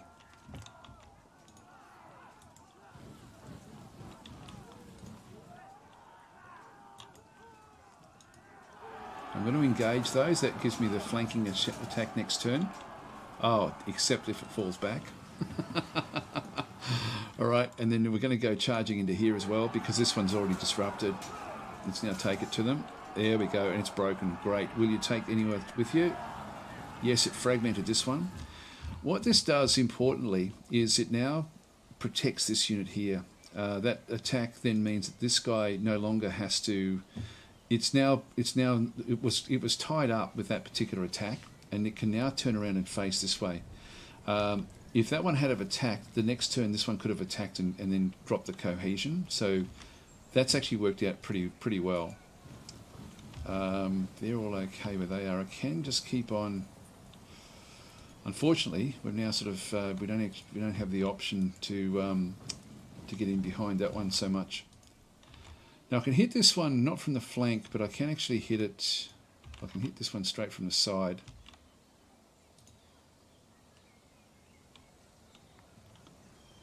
I don't think it can move. If I turn this one around, go into here and rotate that one. I think it's basically then cooked. I think that's the end of it.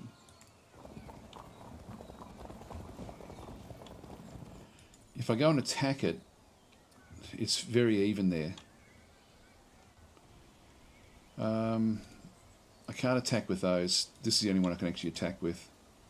I don't really want to be bouncing back away from it. Let's try it.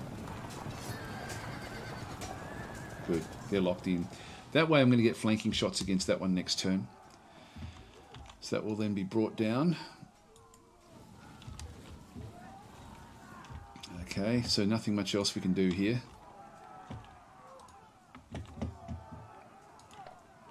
Fragmented units can't attack anyway, so it does protect this unit.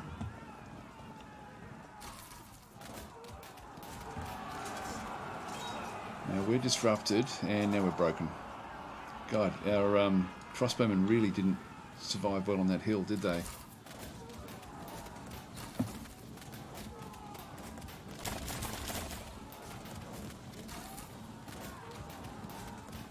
Okay, we really need to now push around this other flank.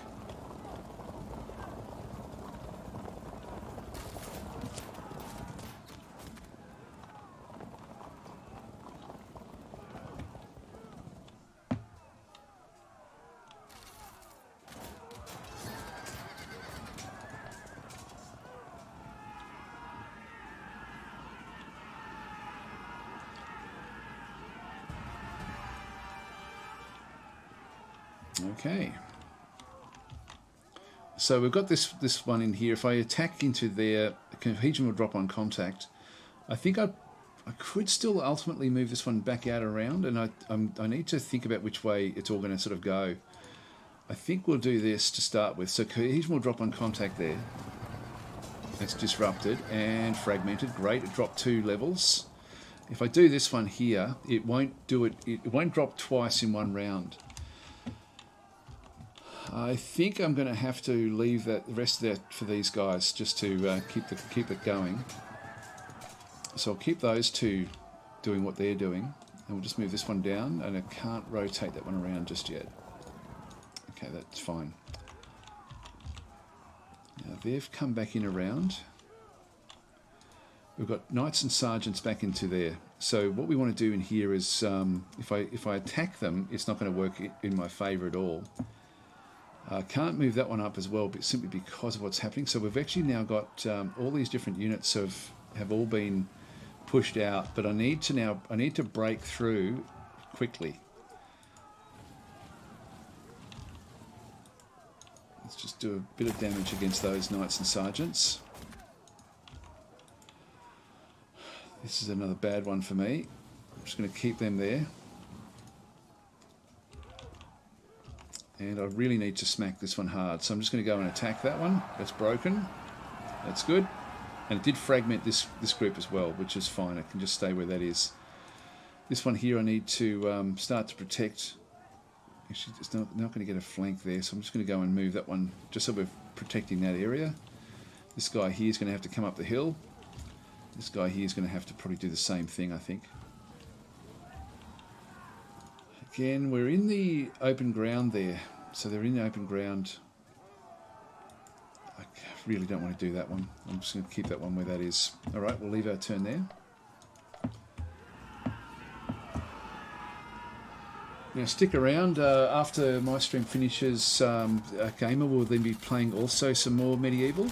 I'm not sure what he's going to be, what his plans are for doing it. But it's just in a few minutes' time.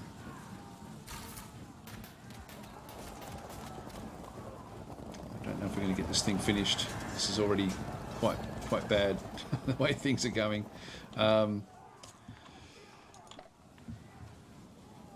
We have not done well.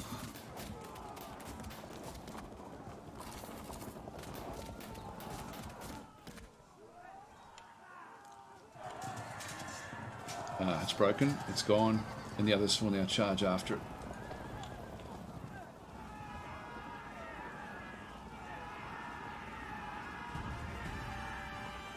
I need some of these to rally. Gotta be careful in here. I can't really do much with this. Just rotate that one around.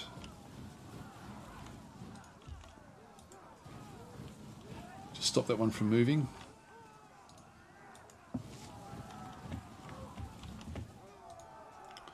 Now, these need to be engaged before I can then sort of bypass, but I don't really want to be bypassing, to be honest. There's too many other knights now coming back through. So we just need to bring our forces around just to get ready to make opportunities. Nothing much for us to do there, so we'll just end our turn there.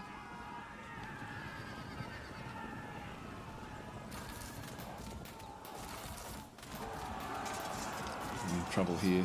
Oh no, we're doing okay.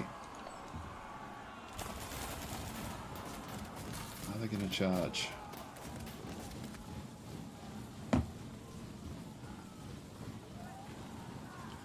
So game is also playing a random battle as well. It's great, the random battles in this game. I mean, I don't play anything else. That's all I play. It's just random battles. Now we got disrupted there, which is a bit of a problem.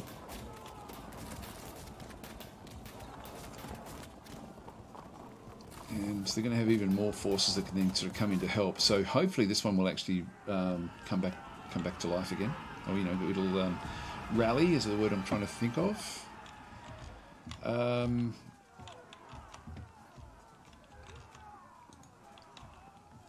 Okay, so I can actually attack this one. I do get a win here. Before I do that, can I move you across? This is the trouble, because I didn't attach this to this force. I can't take this general across into here, which is not good.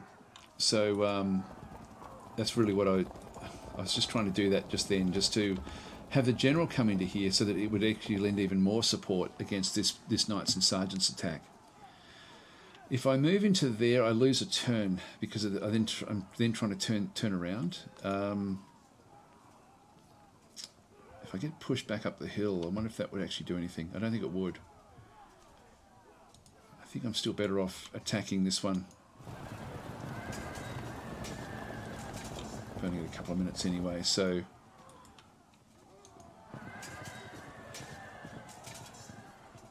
Held firm. That's all we want. That's what we want. I can actually hit this one. I do win this one because it's a flank charge. Now, the knights don't lose cohesion. I'm locking this one in, so this one can't attack me in the flank. So this one is actually now got this one in. It's not like the little dots mean that it's engaged, so it can't turn around unless they have something else that can then come through here to engage that, which they don't. It means that now is a commitment, even though they're not actually fighting. And the game is having these sort of commitments, like without actually fighting, is such a big part of the game, which is just incredibly good. So I'm going to hit this group of knights. If I do actually hit them, you can see flank charge, cohesion won't drop on contact because it's foot versus mounted. So we don't get that, but we do get the start of something. We get the impact phase, and it didn't cost me any troubles. Now, unfortunately, that now fell back. I have another opportunity here because this one is also another. Impact phase where I've got the flank charge, but it's still after these. So I'm going to hit that one again.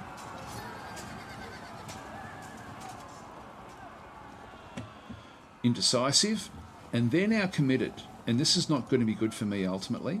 So what I now need to do is I now need to go and protect my units. Now, it looks like I can get a flank charge into here, but I actually can't. The flank charge has to start at least on the diagonal, or whichever the line actually is. It has to start on this side of that actual line through there. This is actually, I think, one of the reasons that I actually prefer this game using tiles rather than hexes. It's the only game I can think of where I think where tiles work better than hexes, and that's pretty much the reason, is this flanking attack type thing. So this one doesn't get the flanking attack. If I right click on that one and have a bit of a look at that one, we still do pretty well, but we don't actually get a flanking shot. So the only way I can get a flanking shot is to move this unit up to actually sort of into that position. Then the next turn it will then get a flanking shot. I've also got these as well. So what I also want to be doing is I want to be getting.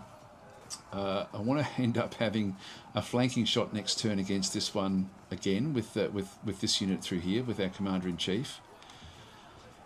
If I take that one up there, I'm not going to get that. And if I move this one up, I'm then going to be locking everyone else in. Just trying to think, if they move, if I stay where they are, they'll move up. If I move up, they'll probably attack, but it won't really matter that much.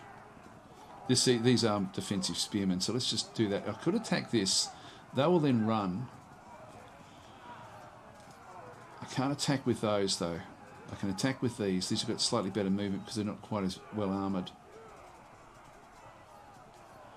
Let's just give it a crack. Yeah, they evaded, and we're now into the right position. Good. That locks that one in. That means I can now move into here. Again, I don't get the flanking charge just yet. If I go and attack that one, see how the impact phase is really, really bad? That's because I'm starting in front of that unit. But if I just move up into here, the next turn I get a flanking shot, and then that will be the key there. I'll just play one more turn, and then we won't get this battle finished. But I'll just play one more turn, and then I'll hand you over to Gamer. We're losing. It's an excuse for me to get out of this without actually taking the L. Oh, they're rallied just when I didn't want them to rally. We'll just do that one little attack and then I'll finish up. Such a great game. That one's broken.